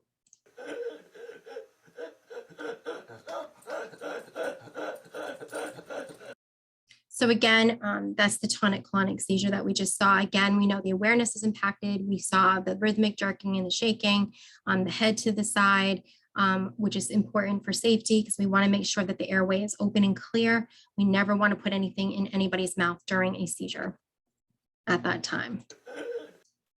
So other types of generalized seizures that may, you may know of are stiffness, which we know is just tonic. So you can actually have just a tonic seizure, and you can have just an atonic. So you can have the loose or the floppy, may feel like a rag doll. The twitching and jerking of muscles, so myoclonic. So a lot of the times, I don't know if you've ever had, you've been sleeping and all of a sudden you kind of jerk yourself awake. No, you're not having myoclonic seizures, but that is a myoclonic jerk. So again, it's that kind of quick release and the jerk of the muscle quickly, and rhythmic jerking. So we have the clonic seizures. So the 3 basic principles of seizure first aid, we want to make sure, again, we stay with them, that they're safe so that there's nothing they're colliding into. So if there's chairs or things that we need to move away from them, right? And on their side. We always want them on their side because we want to make sure that their airway is open. So by on their side, if there's any drooling or if they vomit or any of those things, it's going to naturally come out. Plus the tongue just happens to move to the side as well. So again, it's allowing the airway to be clear, and we never, ever, ever want to put anything in anybody's mouth when they're having a seizure. And we're going to time it for 5 minutes, okay, at that time. So we never want to put like a wallet or any of those pieces in somebody's mouth, which I know unfortunately has happened. So again, kind of going for the seizure first aid, we're going to stay with that person, right? We never want to leave them. We're going to time the seizure. We're going to remain calm because now we've gone through the seizure training and well, we're the coach. We're the coach in the Michael video.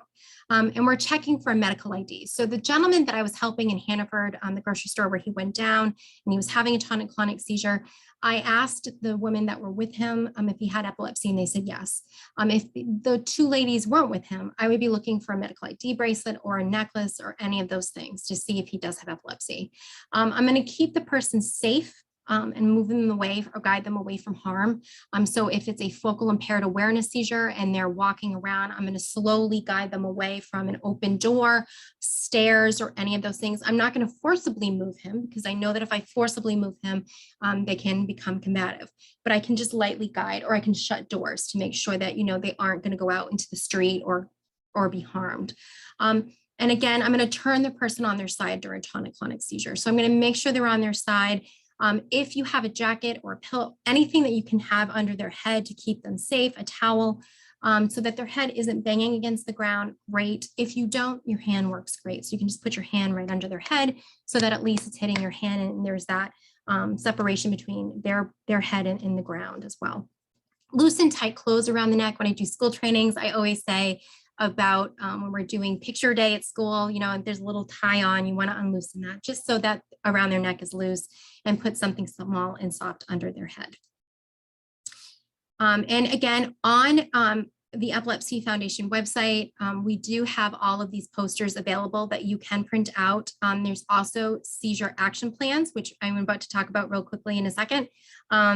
And those seizure action plans are right here. So again, these can be printed out. We have ones that are for just general. So I think, we say that anybody who has epilepsy should have a seizure action plan that's in their home, that's shared with family and friends. And then if you have a child with epilepsy at school, there should be a seizure action plan as well there as well. So seizure action plans for typical seizures, specific instructions. So it tells your loved ones or the people around you, what to do in that piece. So first of all, what type of seizure do you have? What do you look like when you're having the seizure? It can also include information about postictal time, medication, any rescue medications you take, when to give that rescue medication, okay? And who to call, which is really important. And obviously what not to do. And with the rescue therapy, the when and the how. So when do we give it? Do we give it at the 3-minute mark? Do we give it at the 2-minute mark? Do we give it when we're clustering? All of those things are important information, and it's kind of the guidebook. It's just a really great way to be able to get everybody involved. And again, if your child has epilepsy, they should have a seizure action plan at school. And if they have, if you have a babysitter or anybody, again, this could be something that could be shared with everybody in the family or loved ones. So we talk about seizures in setting in public transportation. If the person's having a focal impaired awareness seizure and you see them kind of aimlessly walking around, you'd want to guide that person away from the edge of the platform. We would never want them to fall in. We're going to hold back gently and call for help if in danger. We obviously never want to leave anybody alone. If there's a seizure with a loss of consciousness or they're having a tonic-clonic, you can place them in the aisle of the bus of where they are, which is truly important, or on the back of the seat with their face not facing the back of the seat, so facing away, and obviously call 911 if needed. So we're going to start talking about the times of when do we call 911? When do we call rescue? Well, this is one of those cases. When a seizure happens in water with a loss of consciousness, no matter what, rescue needs to be called regardless, because we don't know during that time if that person aspirated water. So we need to get them checked by a medical professional. They need to be seen, okay? So again, when somebody is having a tonic-clonic seizure or any other type of loss of consciousness in the pool, or in the water, lake, ocean, we're going to support their head so both the mouth and the nose are above the water. So that's the most important thing. And trying to fight and get them out of the water while they're having a tonic-clonic is going to be really difficult. And most likely they may aspirate more water. So the best thing to do during that time is just to keep their head above water, making sure that it's happening. Their body's in water, so they're not going to be colliding into anything. So the best thing to do is to keep them above water. Once the seizure starts to subside, then you can get them out of the water and onto their side, obviously, and obviously give seizure first aid. If seizure persists, if the person is not breathing, begin rescue breathing, and you always call for emergency help, even if they appear fully recovered. And we always say too, it's really important that our loved ones and our family are never swimming by themselves, right? We always want to make sure that there's somebody there. So having those conversations with your family members, if you do have a pool, those can be hard conversations, especially if you have a teenager and, just having somebody there, but it's important to have those conversations and have them beforehand. What not to do, never restrain, right? We know this, never forcibly hold down the person. We talked about this, never put anything in their mouth. We know this, any object, unless it's a rescue medication that they have that you need to put in their mouth. but we're never going to be putting food or water until the person is awake and able to swallow, because we don't want them choking. And we don't want to, not have their airway clear, which is really important. But the only thing you would be putting in their mouth if they have a rescue medication, like a pill that's put on the side pocket of their mouth, that would be the only time that you'd be putting in something mouth. And that would obviously be part of their rescue plan as well, their seizure action plan. And again, follow the seizure action plan, and rescue therapy must be used as prescribed by the healthcare provider. So let's go ahead and let's watch Michael in the full video. And I am hoping that by the end of this training, you are the coach and that you feel, that you got this and you can handle the situations.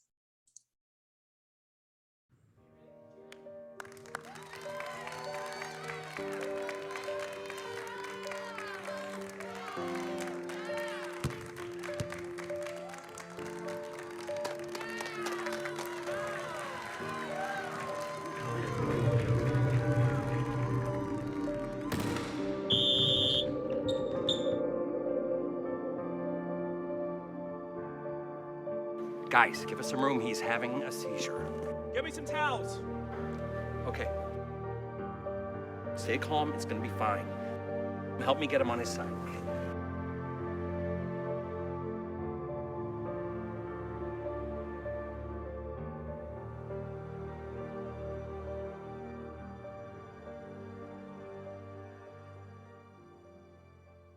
All right, listen up, fellas. Before we practice, I want to go over a couple of things. First, I'd like to welcome back Michael. Good to have you back. We all know Michael has epilepsy, and he shared his seizure with us in the game. He has something he wants to say. Yeah, thank you all for supporting me, and thanks to Coach for knowing what to do. I'm sorry if my seizure scared you guys. It could be scary for me too, but what's even more scary is if people didn't know what to do. So today, we are going to learn seizure first aid thanks to the Epilepsy Foundation. We're teammates, right? We take care of one another, we count on one another, and when anyone with epilepsy has a seizure in front of you, they're your teammate, and they're counting on you. So, first, stay with him. Okay, stay calm and keep others around you calm and out of the way. Protect him, keep him safe. It's also important to remember that the person having the seizure should be lying down and that there is nothing harmful in their way. Turn them on their side and support their head so that they're not banging it and so they don't choke. Never put anything in their mouths and do not hold them down. Time the seizure till the very end. Okay? Knowing how long the seizure lasts is important information for the doctors to know. If the seizure lasts more than 5 minutes, call 911. When you see somebody having a seizure, you're going to feel a little powerless. But if you protect them and if you stick with them by their side, you're doing the right thing. Okay? All right, let's practice this. Bulldogs on 3. 1, 2, 3. Bulldogs! Go. Yeah.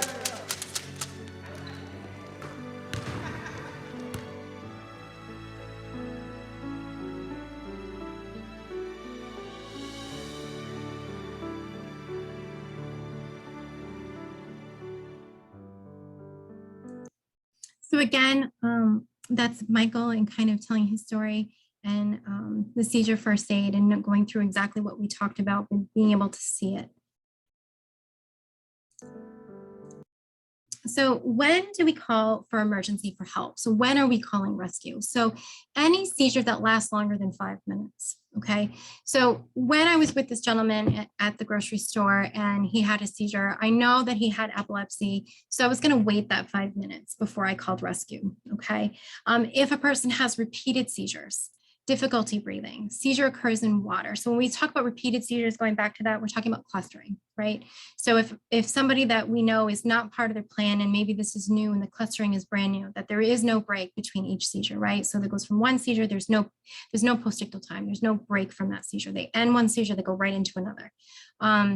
So again, person is injured, pregnant or sick. So we talk about someone going down. So if they hit their head, right, we may need to get them evaluated, and we would call rescue at that time to get them evaluated in case they hit their head. Person does not return to the usual state. So their post-ictal time is just going on. They're not making sense. Things aren't going back to that baseline. This is not their typical post-ictal time. Something's off. Or a first-time seizure. So if that gentleman didn't have the two ladies with him, or if he didn't have any type of bracelet or anything saying that he had epilepsy, I would have called an ambulance right away. I wouldn't have waited the 5 minutes because I don't know his medical history. So if I don't know it, I'm going to call. Okay. So, because I don't know if he had been climbing a ladder prior and fell down and hit his head. I don't know. So if I don't know, I'm going to call. So we talked about that post-ictal period, right? The recovery.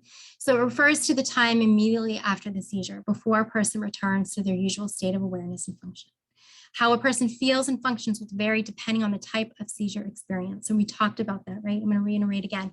So the more the brain is impacted, the longer the seizure, the longer the post-ictal time, okay? The less of the brain that is impacted by the seizure, the shorter the seizure itself, the shorter the recovery, shorter the post-ictal time, okay?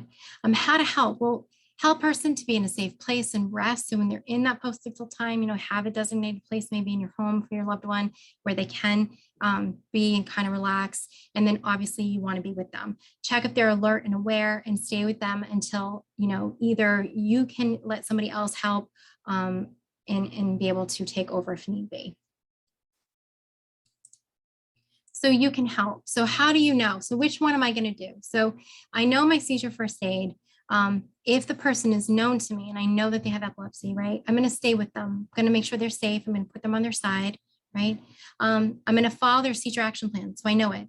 And then obviously I'm going to call 911 if the seizure is over 5 minutes, or if their seizure action plan has different information from the doctor in stating when to call rescue. Seizure first aid for somebody who's not known to me, right? I'm going to still do all of those things that are so important. We're going to make sure that they're safe, they're on their side, and I'm going to stay with them. And then I'm going to call 911 if needed.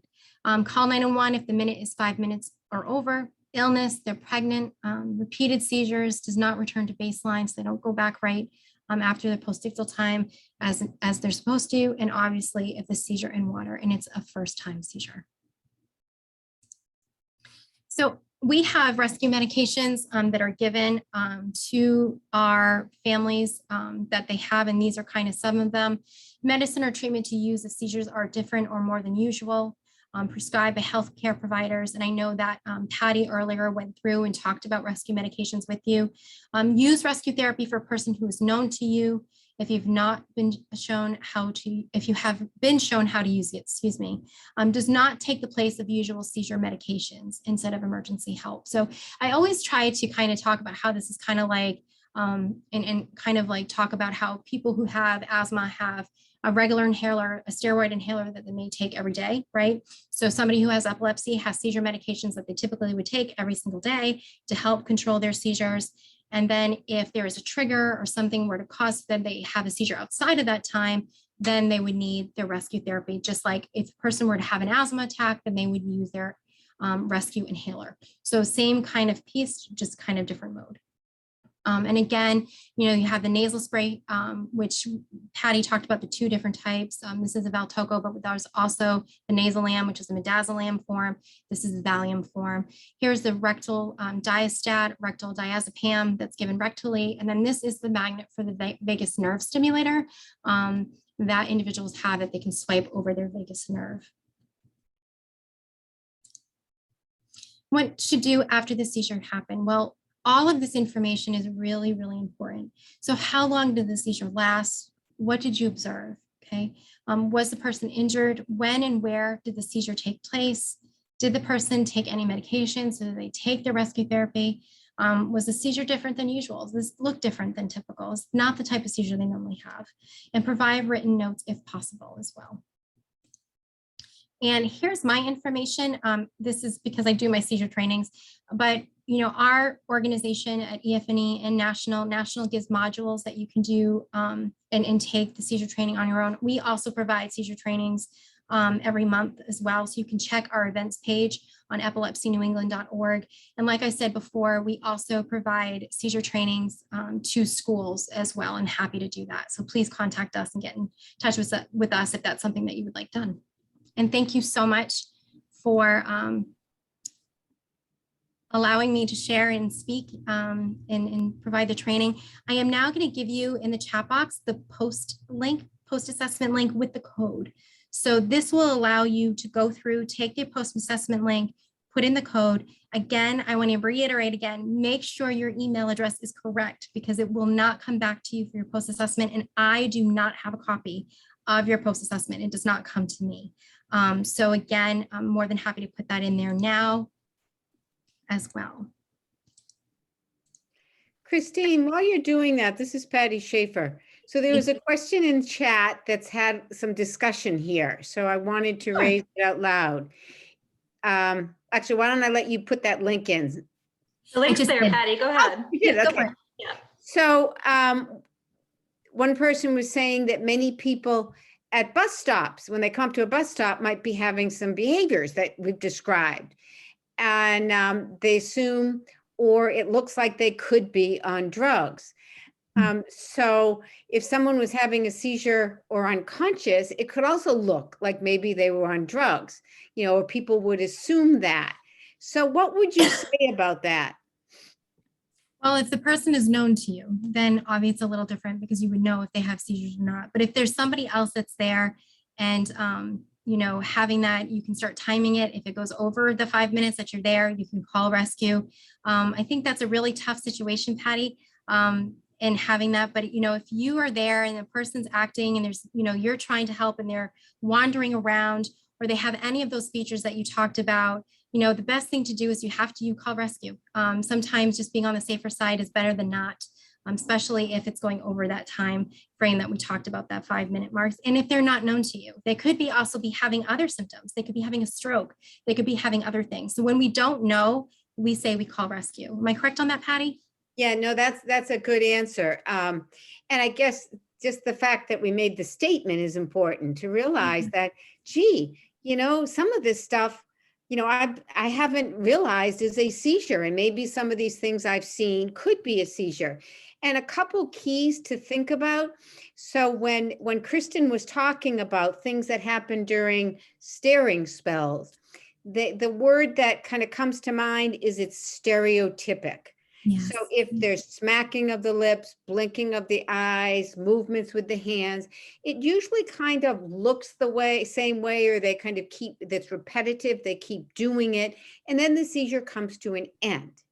So if you see someone doing thing that really kind of looks very similar, they keep doing that same thing, or has a beginning and an end, that really could be a seizure, versus someone that is just wandering around confused and it's looking different all the time. Exactly. But you can't know that. You can't, quote, diagnose that just by looking. So follow Kristen's advice about if the person's not known to you, that's where, and it keeps going on, then that's where you have to let a first responder, intervene. Exactly, Patty. When I do the trainings too for schools, and I'm talking to teachers who know if they have a student that's having seizures, I always tell them there's always a pause in normal activity. Like they're doing something and all of a sudden now there's a stop. There's a pause of what they were doing before. And now this behavior that's not making sense, like Patty said, it's not typical, right? It's atypical is happening. And then all of a sudden there's a stop to the behavior and they go right back to either what they were doing before, or they're tired, or there's a change. Again, there's always a pause and a stop prior to like what they were doing. So things are making sense, and now something's not making sense anymore. Something is happening. So again, it's those changes that we pay attention to. Thanks, Christine, and thanks, Patty. As Christine indicated, there is a post-test assessment in the chat. Make sure you have the password, and as Christine iterated already, please use your correct email address. Double check the spelling of the email address, because we can't recover your certificate for you if you use the wrong spelling or make a typo in your email address. As we turn the page to our next presenter, reminder that we are monitoring the chat and the Q&A. Generally use the Q&A if you have questions about the presentation and the chat. And Shanda has asked us to field the chat. She's going to ask you some questions, and I hope folks have a chance to participate in Shanda's talk. So proud to welcome Shanda Gunn, our Director of Programs and Services, who's going to tell you a bit about the ketogenic diet and dietary therapy. Shanda? Hi, and I apologize, my camera isn't working. I don't normally use a camera as a result of my seizures, and so I dusted it off, especially for you guys, and lo and behold, I didn't actually have to brush my hair. So I did it for nothing. So today I'm going to talk about the ketogenic diet, and I have a PowerPoint. So how do I share my screen? Shanda, you can use the share screen feature just like in a Zoom meeting at the bottom of the screen. All right. Oh yeah, I can. Look at that. Okay, so I'm going to share my screen. Here we go. Look at that, everybody. So I am going to encourage you guys. Sorry, I'm going to encourage you guys to. I'm going to encourage you guys to ask questions because I very much prefer a dialogue to a lecture, because unlike a training, this is a conversation, and I am not a medical healthcare professional. I'm somebody sharing my experience with you guys as an audience. So I was not going to do this because it makes me very uncomfortable. But it was not that, oops, hopefully I'm not sharing that with you.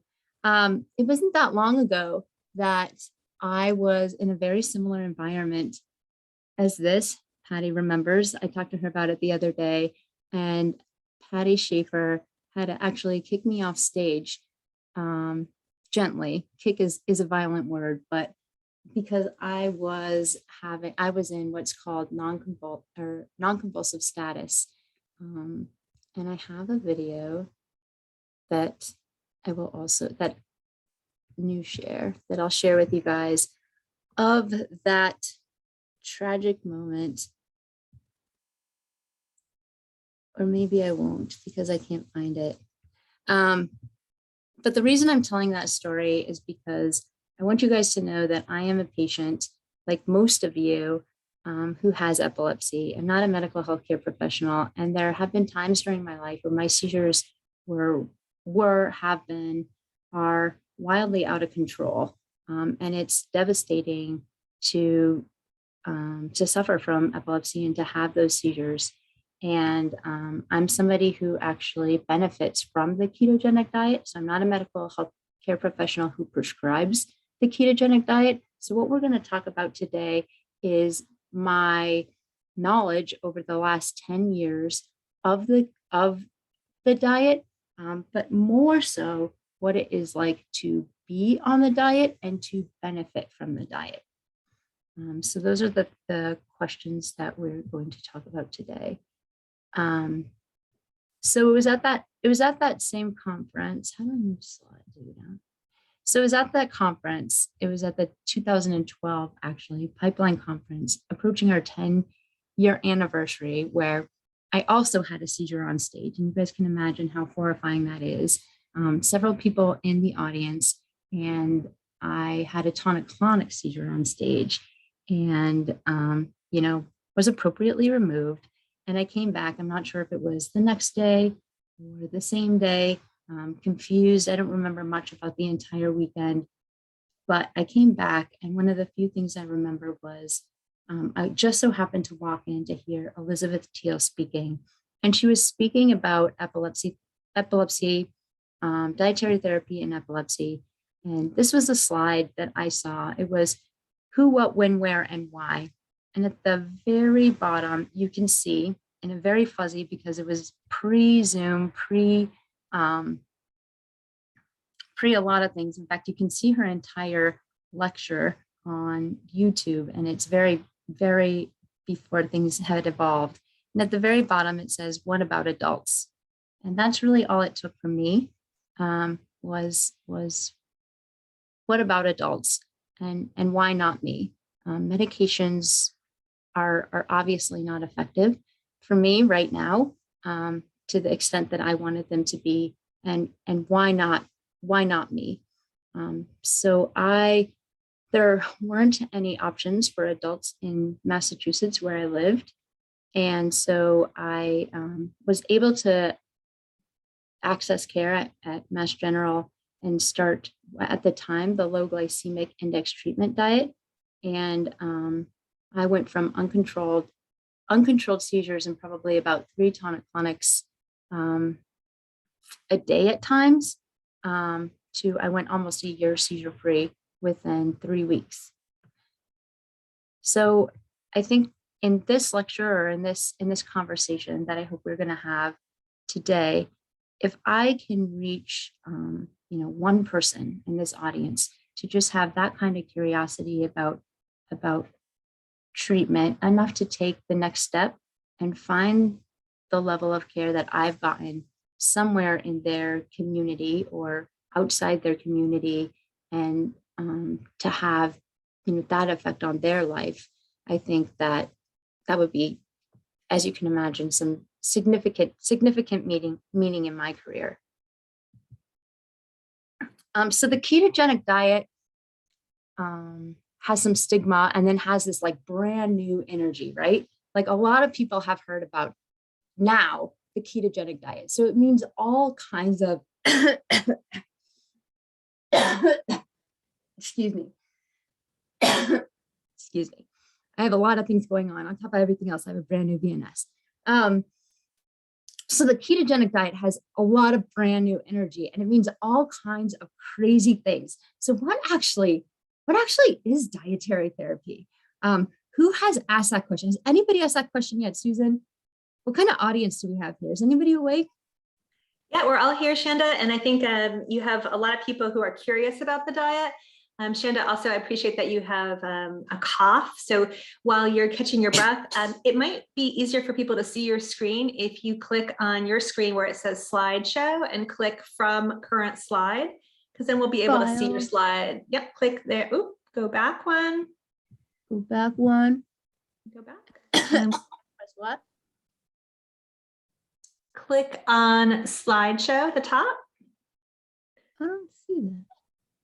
Next to animations. I don't see animations either.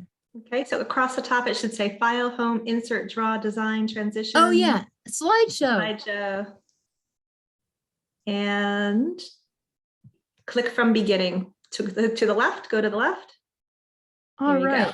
Look at that. Right So now. someday I'm going to be giving a presentation and you guys are all going to be on my slideshow, and I'm going to be like, you guys remember this one time? And you guys all help me make history about how I was able to do this. Okay, so back to this. So what is what is dietary therapy? What is the ketogenic diet? So the ketogenic diet is actually celebrating its 100th birthday this year, as far as a treatment plan. And believe it or not, trivia fact here, anybody attends the Epilepsy Foundation New England trivia night in February, I think February 10th, just a little plug or something like that. I am still available as a teammate, but the ketogenic diet is celebrating its 100th birthday, and it started with adults. 7 of the 10 test subjects were adults, were over the age of 18, but now it has evolved into these 4 different types of diets. So there's the classic ketogenic diet, which I think is what we all envision or picture as this horrifying thing with a gram scale and is measured in ratios. And this is actually my diet. And I'll talk about why I appreciate the classic ketogenic diet. It's used mostly in infants, in tube-fed individuals.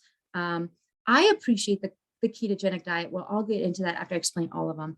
There's the MCT ketogenic diet. This is practiced, apologize, mostly I think in like New Zealand and Australia for some reason. It is not practiced here as frequently.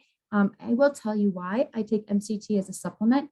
I just decrease my MCT. MCT is an oil that boosts the ketones in your blood pretty quickly. It also gives you a great stomach ache, and it really helps your digestive system in a way really quickly and in a way that can be painful and can really give you a long-standing relationship with the bathroom. It can be super, super painful, and MCT oil takes a long time to get used to. And some people, up to 30 to 60% of their calories come from MCT oil, and that is enough.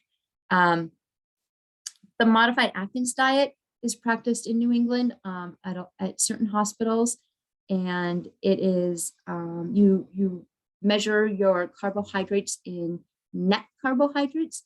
Net carbohydrates. I wish that I was allowed to ask for volunteers, but I'm not. You guys are not allowed a voice, which is just disappointing to me. But net carbohydrates are your total carbohydrates minus your fiber.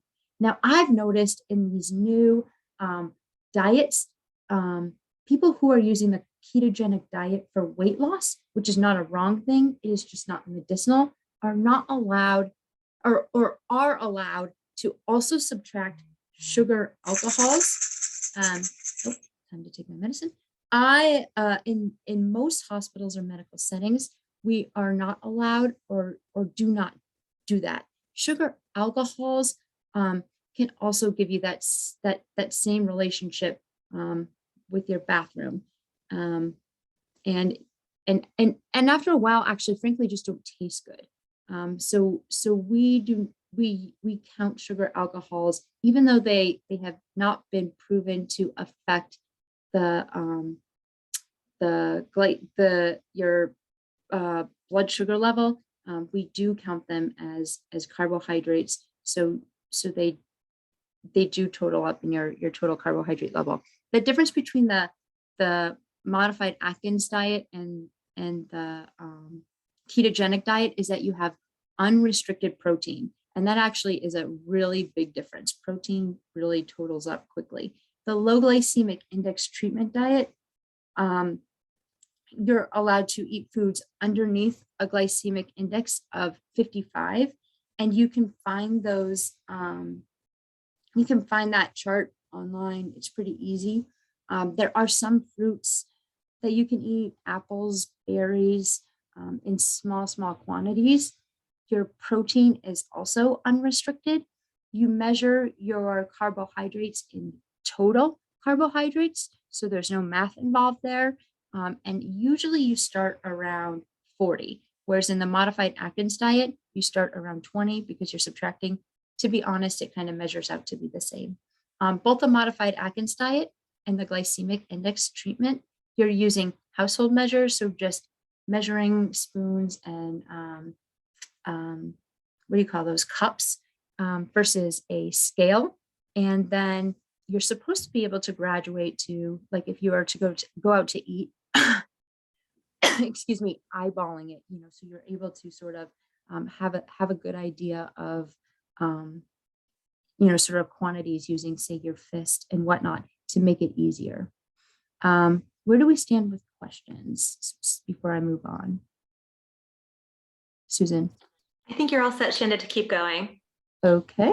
I will tell you what I appreciate about the ketogenic diet. In March of, I think, 2019, I was hospitalized for a pretty significant status seizure. And at that point, they moved me to a ketogenic diet and measuring my ketones by blood.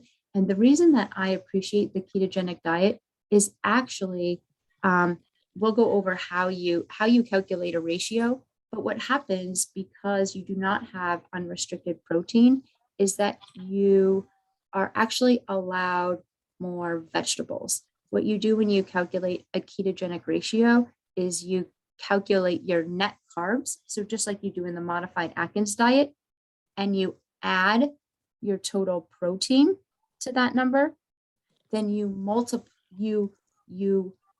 have to have that kind of ketogenic number, and you multiply that by, say you're on a 3-to-1, 3 times, and you have to consume that amount of fat to reach your ratio every meal. Because you're doing that, you actually end up eating more vegetables. And I'm not really a protein person. So I ended up being able to eat a lot more Brussels sprouts and cauliflower and broccoli than I was able to in my other diets. And that just sort of worked out for me better. So Oh, so this is sort of the new thing, is that actually it works out, I think, to our benefit, is that there's nothing wrong with now the new fad, the new energy around the ketogenic diet. I think that it's great that a lot of people are using the ketogenic diet and MCT oil and coconut oil for health reasons.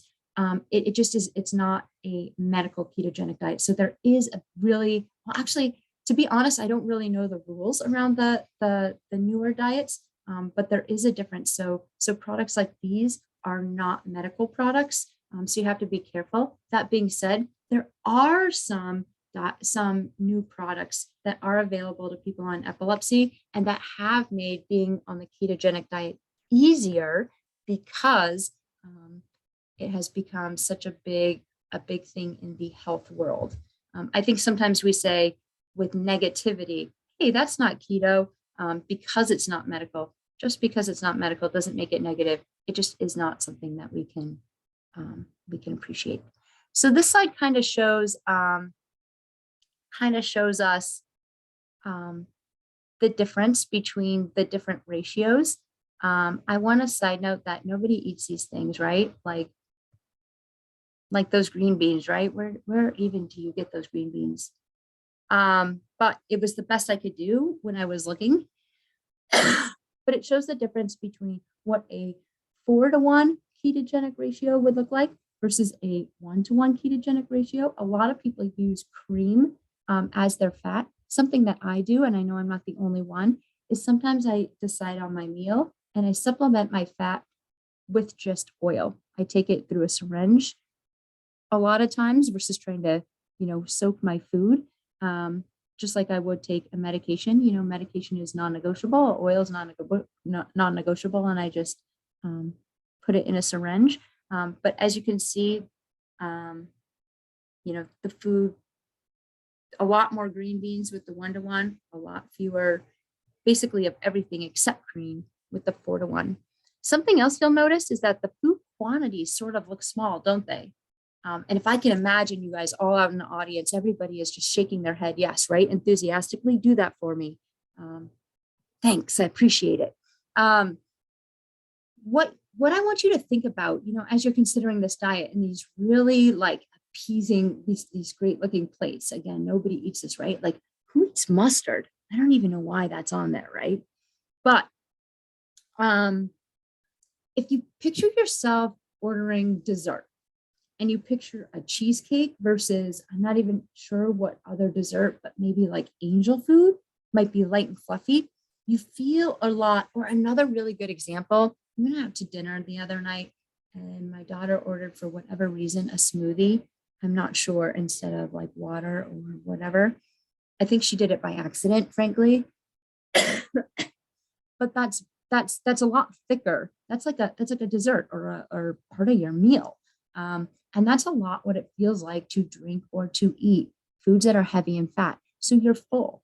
You're not hungry. When you eat those foods and you get used to, this is the size of my meal and this is what I'm eating, and you're not hungry. So it's not like a child or an adult on the ketogenic diet is being starved or is losing out in any way. When you eat these foods, you're full. So I think that that's just something interesting. Again, nobody eats this. And I'm going to jump in. Yeah. Right. I think that the options shown maybe not that appealing to some people, but there are some really wonderful ketogenic foods that are tasty, and couldn't agree with you more about how sometimes it looks like so little food, but if you eat some ketogenic diet food that's very high in fat, you'll be surprised at how full you'll get. So Shanda, there were a couple questions in the chat I wanted to interrupt you on because you wanted to be interrupted about them. I do. And one really important question that I think I heard you say, but maybe we just passed through it a little too quickly. What exactly does the ketogenic diet do to help control seizures? I know you're not a healthcare professional, but in your layperson's view and what your understanding of the diet is, how does the ketogenic diet help? All right, let's sidebar that, and then okay, what else? 1 second here while I grab the chat. There's a question about where which hospitals have diet clinics? We understand that Dr. Teal at MGH, the person asked about Boston Children's. I responded that yes, Boston Children's does have a diet clinic. Are you aware of other hospitals in our area, Shanda, that have a diet clinic for epilepsy? Yeah, let's sidebar that one too. All right, let's keep going. Is there anything kind of relevant to this to so far how we're moving? All these are good questions. Well, I think we'll get there. We have a lot of people in the chat who are fans of yours, Shanda, and we have a smart crowd. I knew we had a good audience today. High fives to you guys. There's a lot of kids in the chat and parents of children in the chat, and just to say out loud for everybody that if you're thinking about a ketogenic diet, you clearly should talk to your doctor about it first. You should not approach a ketogenic diet on your own, especially if you have epilepsy or your person you're caring for has epilepsy. You should do this in consultation with a healthcare provider. And that if you decide to send your child to one of our summer camps, which we have 15 of, we do accommodate the ketogenic diet and other dietary therapies at our summer camps, and we can go into that another time. But Shanda, go ahead, and just a time check here, it's 1:10 and your talk is scheduled to end at 1:15. Oh my gosh, you guys. All right, we better speed. Okay, so here is a little bit, we don't have much time, I guess. So here is, that went by really quick. So here is a little bit more of an appetizing meal. This is one child's school lunch. It's just some macadamia nuts, an avocado, blueberries, and this is actually, it's called Chalk Zero, and it's some almond bark. This is a 3.5 to 1, which is a relatively high ratio. This is some sort of cookie that this person made. And as you can see, some sort of milkshake, which is relatively common. This, I just wanted to demonstrate how this is actually I am a fan of this family, beautiful children, wonderful mother, and how easy it is to make, well, relatively easy it is to make, goldfish crackers, which is, if you're on a typical diet, you go to the store and buy them. If you're on a ketogenic diet, you have to do a little bit more cooking, but there is this, whatever you call that, cookie cutter, a couple of ingredients, and you have a goldfish cracker. And again, a relatively high ratio of 3.5 to 1. I think all of my examples were actually ketogenic classic ketogenic ratio, because it's where I have the most experience right now. And then I showed this. One of my favorite things to do is actually show people how easy it is to be, well, not how easy, but that you can live on the ketogenic diet. I live on the ketogenic diet happily. I also am on medications, and being on medications is extremely difficult. The side effects are, I think sometimes I bargain seizures over side effects to a lot of the medications. So when people ask, is it hard? Choose your battles. And I would say there are a lot of hard things in life. And I think changing your eating habits, especially when you think about people are choosing this as a way of life and they don't have epilepsy. I am a fan, and this was taken on my floor about 10 minutes before I signed on. And this is a can of tuna, which I would probably cut this in half, some everything but the bagel seasoning. And that actually was supposed to be mayo, but I accidentally put ranch dressing there. And that would be a lunch of mine regularly. So this is something I hear a lot. Is it too hard? I just, gave that speech quickly because I'm running out of time already somehow. So I'd be happy to answer any sort of emails on is it too hard? And I've been doing this for 10 years, and it is hard, especially I always say the first 3 months are really hard because you have to change your life habits, and you're used to doing things differently and being off sugar, and it doesn't, your brain doesn't change over right away all the time. And sometimes things get worse before they get better. Just to answer some of those questions, I wanted to I wanted to share. Do we have the opportunity, Susan, to send them supplement materials? Like, can I send them the link to Yes, the diet? Jenna. Yep, we can follow up with participants and we can send additional information after today, and we'll be Okay, sending. so instead of sharing that, what I will do, or I guess I could also put it in the chat when my talk is done. Well, so I could do both. Is that we're lucky to live in an area where there's a hospital in every state except for Maine, but Maine is wonderful about referring consults out to appropriate hospitals that that has a dietitian for children.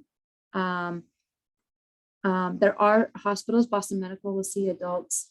And then there are, and especially that's the strength of the pandemic, if there is any, is the evolution of Zoom and the opportunity to have a consult, is that there are also adult clinics across the country. So Johns Hopkins, Wisconsin, and they do see patients depending on your insurance, as well as there are the Charlie Foundation lists,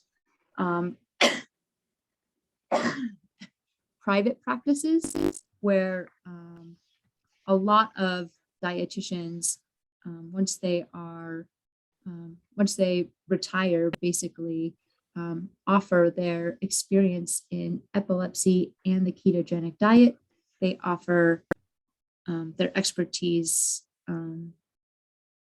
privately, and they do also accept insurance. Some don't, but a lot do. So I can send those few resources, both in follow-up and in the chat. It's just 2 websites, actually. The other big question is, how does the ketogenic diet work? And the really funny thing about that is that originally 100 years ago, the ketogenic diet was thought to work based on ketones. That's not proven untrue.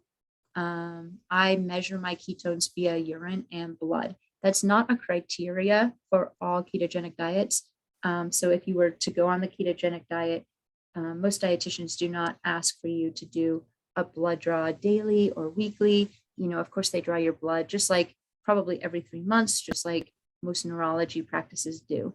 In fact, urine sticks are not always very accurate because of various levels of hydration. But then it evolved to, a lot of it has to do with sugar and consistent levels of glucose. And I think that is just a general health thing. And now there's something to do. It was new, and I don't know all of the science behind it because it's brand new, but it has something to do with serotonin. And there's a lot about serotonin right now, actually, even that in SUDA. So it is evolving, and I don't think anybody knows exactly, and nothing has counted out. So they haven't lost the ketones, they haven't lost the glucose, but it's but there are new things being added to the mix, and it's also different, I think, for everybody and every body, and also how it interacts with your medications. So there are different medications that work better and that work worse with the ketogenic diet because of things like kidney stones or body makeup. And the ketogenic diet has also proven really effective. There are some people that say maybe they didn't have a giant decrease in seizures, but being on the ketogenic diet has improved their child's behavior and their child's sleep and their child's, so they keep their child on the ketogenic diet. So yes, Susan. Thanks, Shanda. Great job with this presentation. I know you don't feel well, and as you indicated, you also have newly implanted VNS that sometimes disrupts your voice. Thanks for pulling it together and being here with us today. Just a reminder that Shanda is our Director of Programs and Services, and as she disclosed, she is a person living with intractable epilepsy and seizures and has a VNS and is on the ketogenic diet. So if you're wanting information on those things, you can reach Shanda. There is one thing that I do want to address because sure, but be quick because we're running really behind. It is just it's a question. It is, and it's Jen's, and so she mentioned the cream and milk as an adult, and so what I wanted to say, Jen, is that it's a strategy that some families use. Some families use to supplement their fat.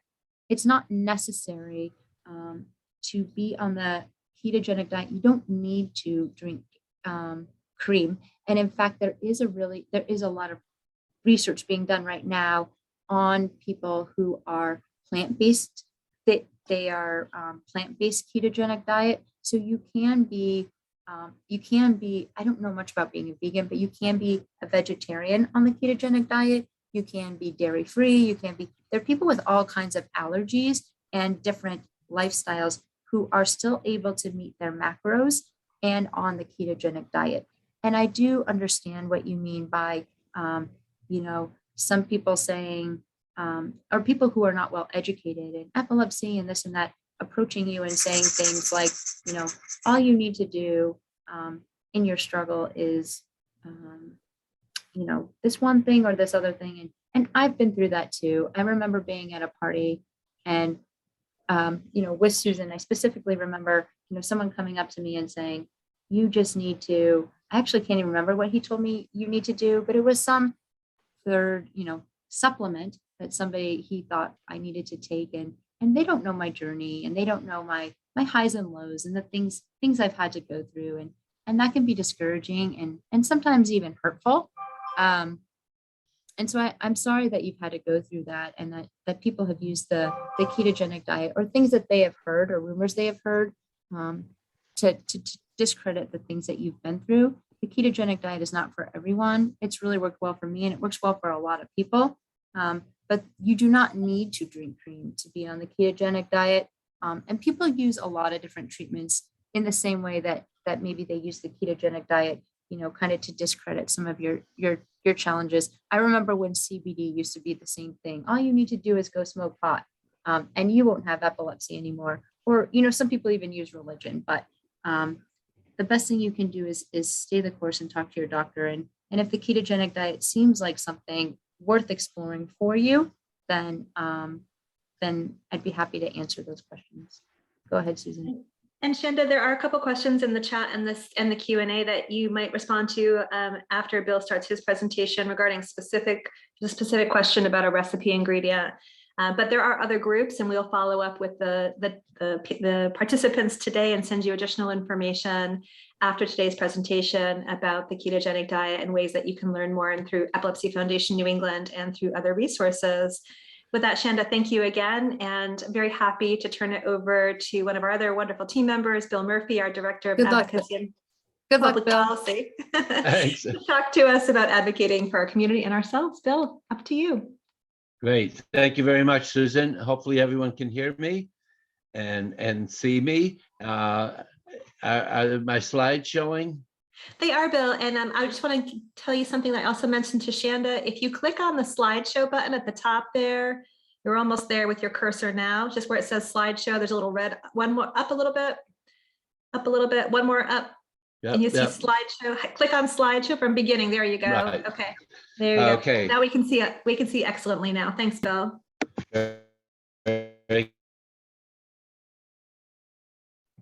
Oh, and Bill, now I'm afraid that your audio is off. You might want to turn off your video. Public policy. Okay. Hang on, folks, and we'll get us up and running here in a second. Bill, we're having trouble hearing you. Can you hear me? I can hear you.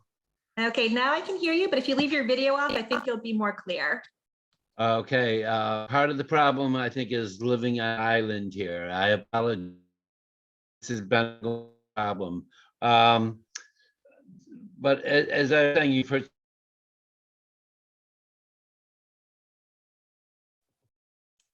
Bill, I'm so sorry. We're still having trouble hearing you. Sorry about that, Bill. We're still having trouble hearing you. Try again, Bill, and see if we can get through here. All right. I shut the video off. Can people hear me? Keep going, and I will be sure to interrupt if we can't. Thanks, Bill. Okay. And again, I was starting to say, I'd like to turn it back to you. You're the folks, many of you living with epilepsy or caring for some with epilepsy, you're the experts living with epilepsy. I just want to emphasize throughout my talk that your story can really play an important role in improving the lives of people living with epilepsy. So this is more of an invitation to you and efforts to educate others and really make a difference for so many people. Okay.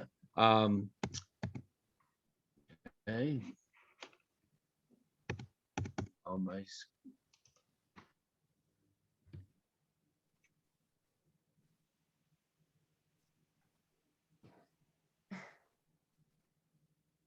Thanks, folks, for your patience. Just a little technical difficulty here.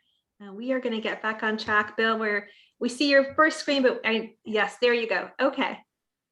Okay. I always like to start the talks in person with just a little interactive activity. It's sort of hard during the quick questions and people get thoughts in the chat. It's not a game. It's not a contest. So I want to get people sort of energized. So famous people living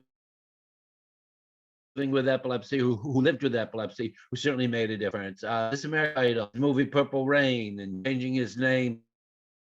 Feel free to jot your answer in. Yep, we got the right answer, Prince. Next one.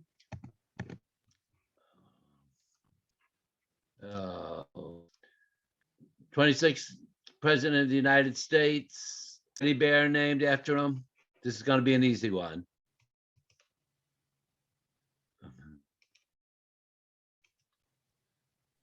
Looks Teddy like Valerie Roosevelt. got it. Yep. Yep, very good, folks. Anyways, we wish we had more time, and a lot of what we do is driven by the things we're hearing at the office, the things we're hearing from you. We don't have to answer these questions, but just give them some thought. Has your insurance company ever said you had to try a different medication than what your doctor prescribed?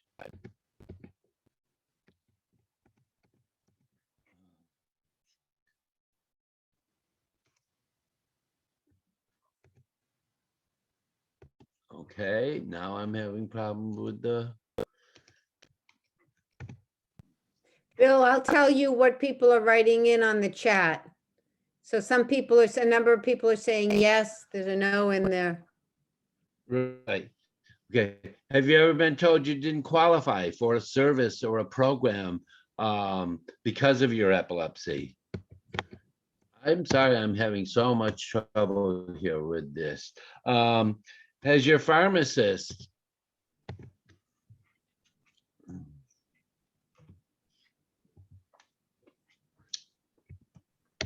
Bill, you're doing great. This is frustrating, but we can see your slide and you're doing great. So yeah, have you ever been told that your child could not participate in a school program because of their epilepsy or their need for a medication? Let me know if any of these things or others that didn't even show up here. If these things have happened to you, we really want to hear from you. Because hearing from you and your willingness to share your story and to speak up is really what makes a difference in public policy. So please let me know when we talk about public policy, and now my things are jumping all over the when we're talking about public policy and legislation, we're really doing this at two levels. At the federal level, the federal government down in DC, and the state and local advocacy, which most of our emphasis is on state and local advocacy.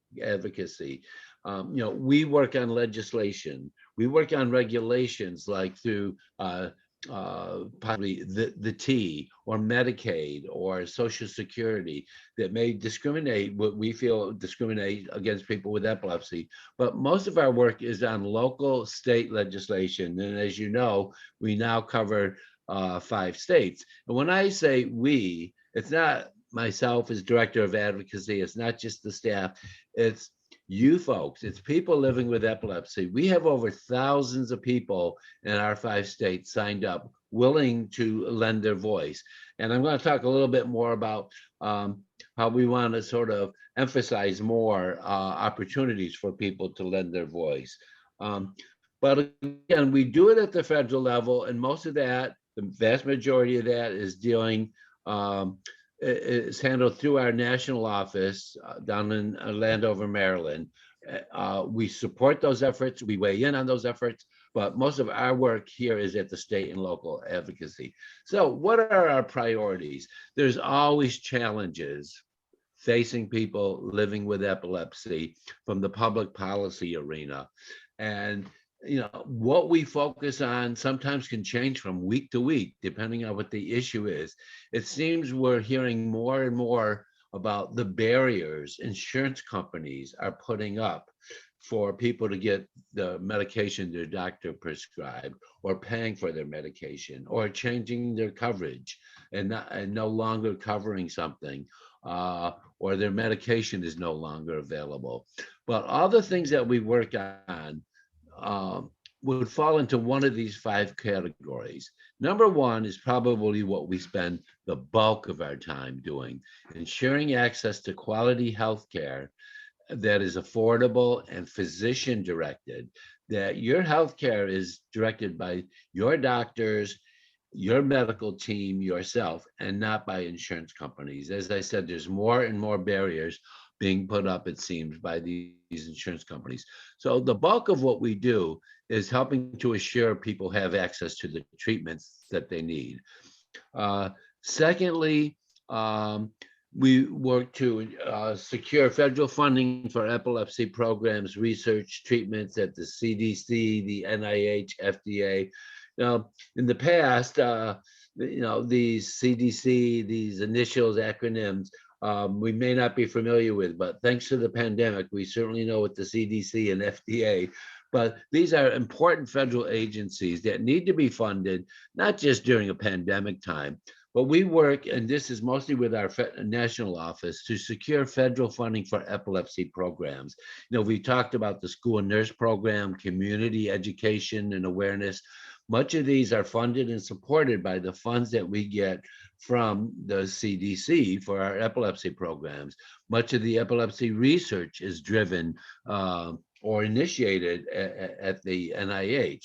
So we have been very successful in our advocates for getting not only securing the funding for these programs, but the past few years actually getting increases.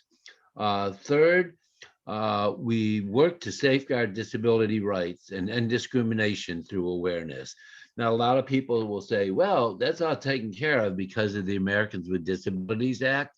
And this was a landmark decision that was passed 30 some years ago now.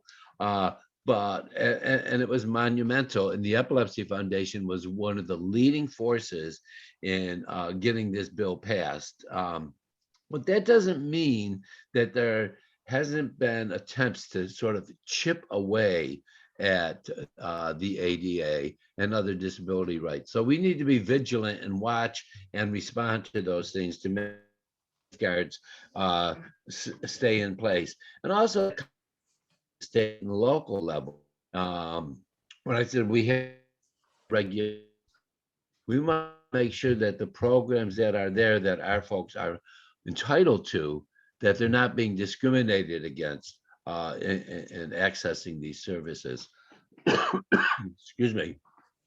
For biomedical and innovation research through finding new developments of treatments, therapies. But basically the bottom line is here, we support and we've been increasing our support at the local level of research for new therapies, et cetera. So supporting research. And 5, which I feel very strong about, empowering and engaging a network of epilepsy advocates. That's people living with epilepsy, their family members, their caregivers, to really speak up to help make a difference in all of these other areas. So, quite simply, we call our network of advocates. We have, as I mentioned, a few thousand throughout our 5 states. we called our program Speak Up, Speak Out. You may have gotten action alerts from us, as Susan mentioned earlier in the day. We do this through voter voice. Now, we may send out an action alert to all 4,500 people in our network. Unfortunately, the vast majority don't reply. People are very busy. A lot of times these issues sound very wonky and are very involved. Or people are a bit confused, or we're not clear. People will say, well, what is it exactly you want me to do? And we need to improve upon that. Our voter voice does reach out to folks and say, listen, contact your legislator and ask them to support this or oppose this. But as we narrow it down to, so our voter voice reaches our 4,000 some hundred people, and those are what we call our grassroots advocates. We're putting a renewed emphasis, and we would love it if all 4,000 people were willing and able to do this, but we have to appreciate, for a lot of folks, it's tough just getting through the day with all the challenges going on. But we'd still like to have an opportunity for those who would like to become even more engaged. We do this through two particular programs. One is the Teen Speak Up program at our Public Policy Institute that is held in conjunction with our national office and our affiliates from around the country. And we bring people actually to Washington, D.C. We haven't brought people the past 2 years for obvious reasons. And we've been doing a virtual program where we actually bring teens from across the country together and adult advocates. We do advocacy training. It's a 2-day program that on the 3rd day culminates with the teens and their parents and other advocates actually going up Pearl Hill. And these visits are crucial. The perfect example of that is these visits for the past few years have assured those increases in the CDC funding. So please be assured that when you do speak up, it does make a difference. We are looking at how could we strengthen our Teen Speak Up through our Young Leaders Network to sort of copy this program more at the local level. But still, we need to select 2 or 3, 4 teens and some adult advocates to attend our programs in DC once they start up in person again. And then our Envoy program, which I'm going to talk a little bit more about. Here's just some pictures of our teen members from the New England in Washington, D.C. When we say speak up, we're not saying, call them and yell and be angry. It's really to initiate a conversation and a relationship with our elected members of Congress. This has been a wonderful opportunity. So what are some of the kinds of things we're asking people to do? I like this little card that we have, and I'm not putting people on, but really I would like any of these things that you would be willing to do, time to do,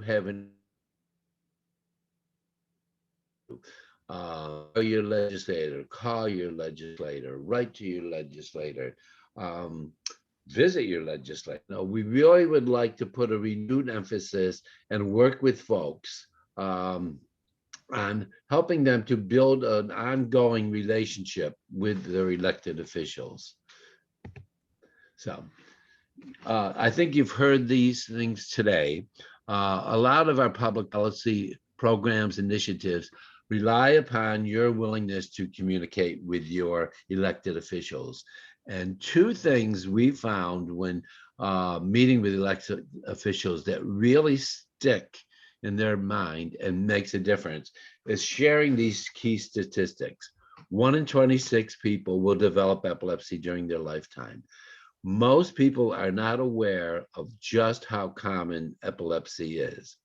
1 in 10 people will experience a seizure during their lifetime. And again, it just demonstrates how common epilepsy is, how common seizures are. But these numbers point out the incident and the prevalence and just how common it is.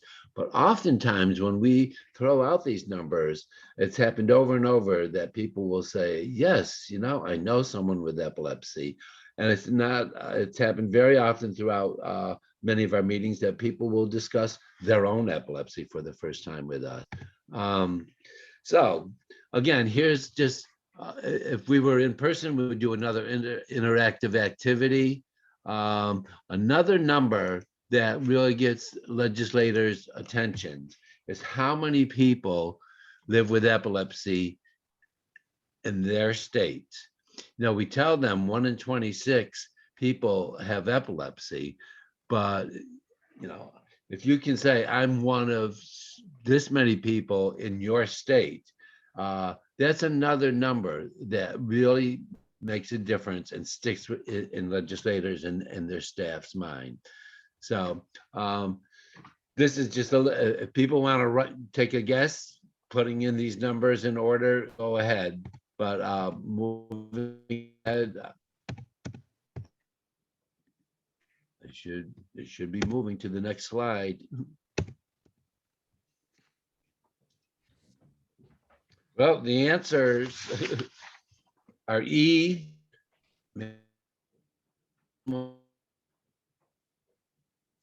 71,600, New Hampshire, 13,100, Rhode Island, Rhode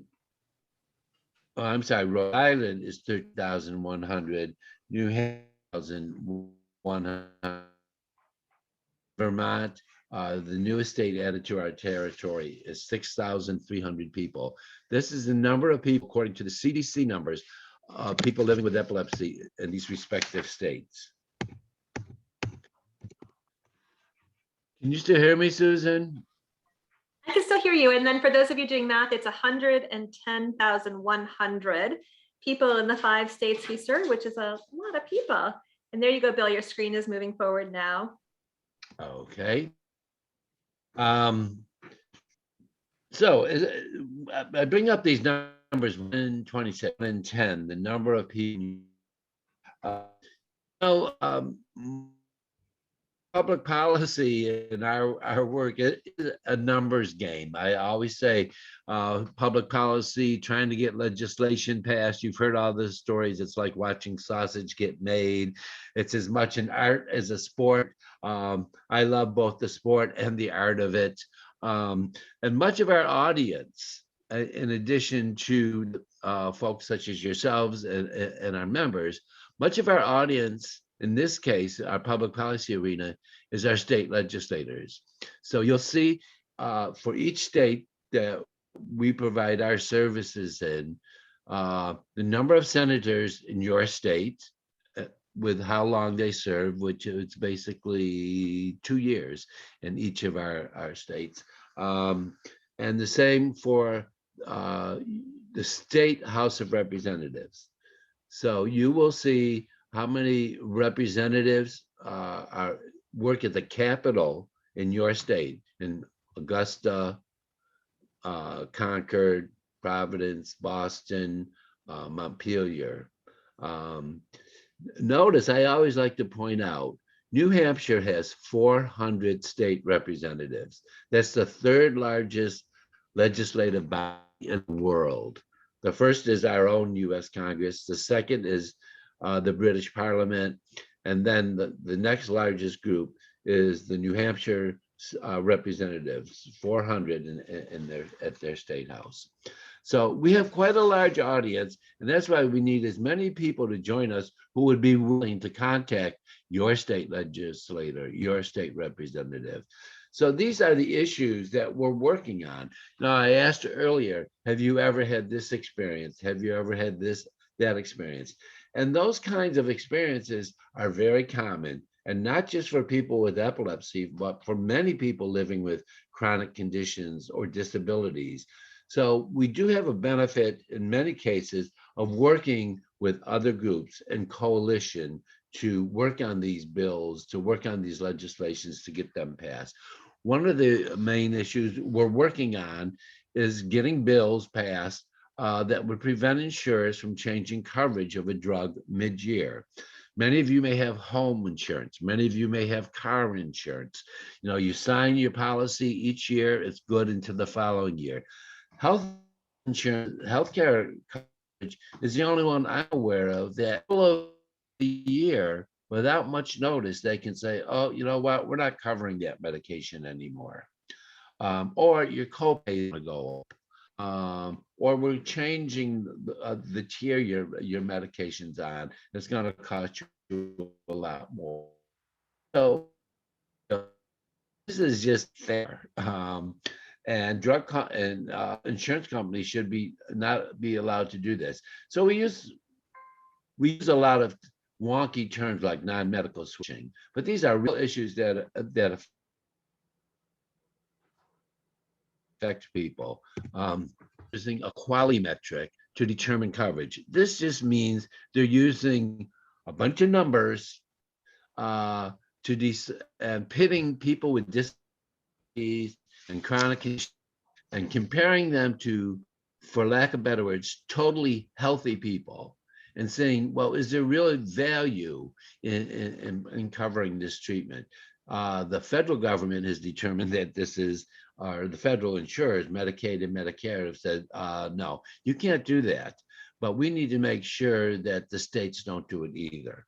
Another big issue is limiting the use of step therapy. I asked earlier on if people have experienced that their insurance company says, well, before we cover your medication, we want you to try something else. If that doesn't work, then maybe we'll cover the medication your doctor uses. This is a very, very common practice, and it's called step therapy. We call it fail first, where a person with epilepsy has to fail on a medication the insurer chooses before they'll cover the one their doctor chooses. And some insurance companies are saying you have to fail 2 or 3 times. Well, for our folks to fail means they have to have seizures or unacceptable side effects, and we don't feel this is right. Accumulator adjusters would mean any kind of assistance you get will not count towards your deductible. Again, I know these are wonky issues, but these are that we're trying to fix. We help many people on an individual basis. Each and every day we work with individuals to solve some of these issues. But when we feel we need to solve this at a big scale, so across the board for everyone. In addition to those areas I just mentioned, we have ongoing issues. Our Seizure Safe Schools Act, AEDs listing on forms. That means each state, their Medicare and private insurance companies too, have a list of what drugs they're going to cover and how much they're going to cover it and what tier it's going to be on that determines how much copay you have. And we need to monitor these things to make sure they're not moving epilepsy drugs either up and down the list, charging people more, or taking drugs off the list and just not covering them anymore, because people need access and coverage for their medication. A example of this, Patty talked there about some of these rescue medications, the nasal ones. We have to work to make sure, okay, these are new drugs, are they going to be covered? And then telemedicine is sort of a new thing that we're monitoring and making sure that following the pandemic, will insurers continue to cover top priorities. And there's 4 key components to this.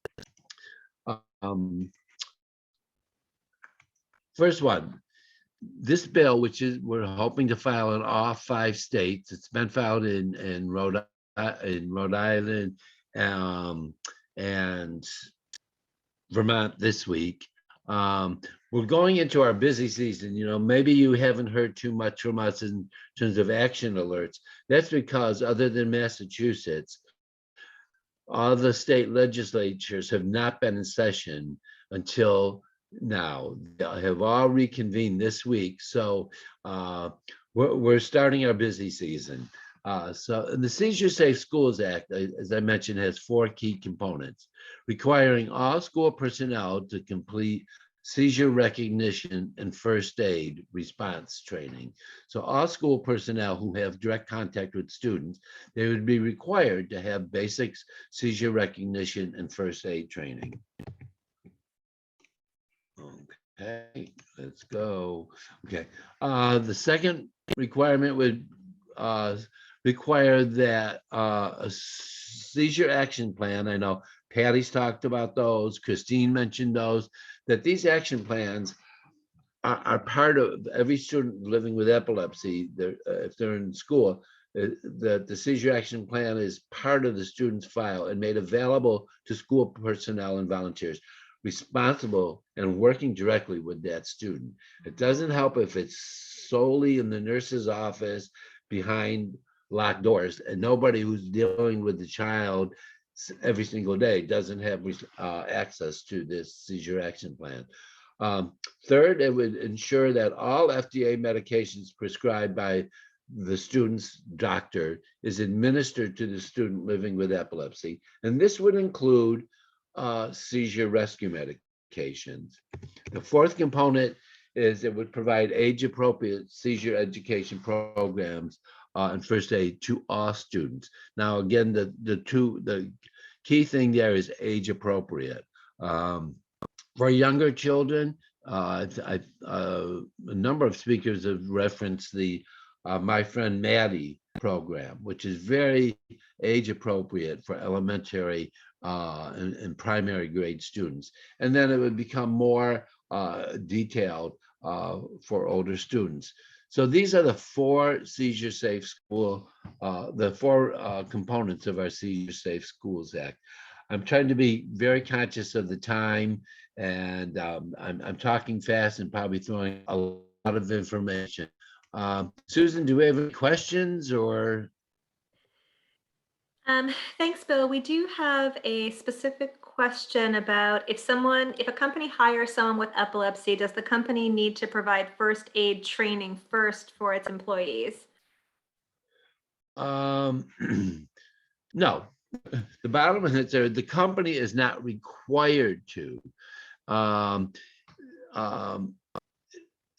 person living with epilepsy could ask for that kind of training to be made available as an accommodation if they feel that there's a good chance that they would have a seizure at work. You have to remember, an employer cannot ask you if you have a disability or just make assumptions about this disabilities. It's up to the employee to ask for the accommodation that's most appropriate for them. The other thing is that the employee can make the employer aware of the training that's available through the Epilepsy Foundation. That we've done it many times. It's gone in and done employer training. So hopefully that answers the question. How are we doing on time, Susan? You're a little bit over, Bill, so we do need to wrap it up. I did put in the chat information about how to sign up to be an advocate and also how to get more information about the Epilepsy Envoy program. Also, your email address, Bill, is in the chat for folks who want to reach out to you directly. Okay, so I'm going to then close if we've gone over and encourage people who have a real interest, a driving passion to become more involved to make a difference, to please email me and I will send you information about the Epilepsy Envoy program and make sure you're invited to our next training for that, with the goal being we want to build stronger and more relationships with our representatives and state senators at our state capitals.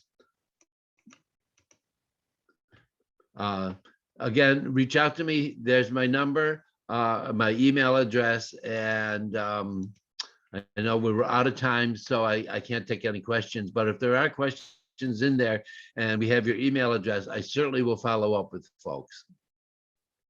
Thank Thanks you. so much, Bill. Thank you. Bill is a huge asset to all of us at Epilepsy Foundation New England and to all of you who are visiting with us today. Please reach out if we can help you in any way or if Bill can help you in any way. With that, it's my pleasure to turn over the presentation to Laura Falcon, who's here from UCB to tell us a little bit about living with seizure clusters and whether a specific rescue medications might be able to be helpful. Laura?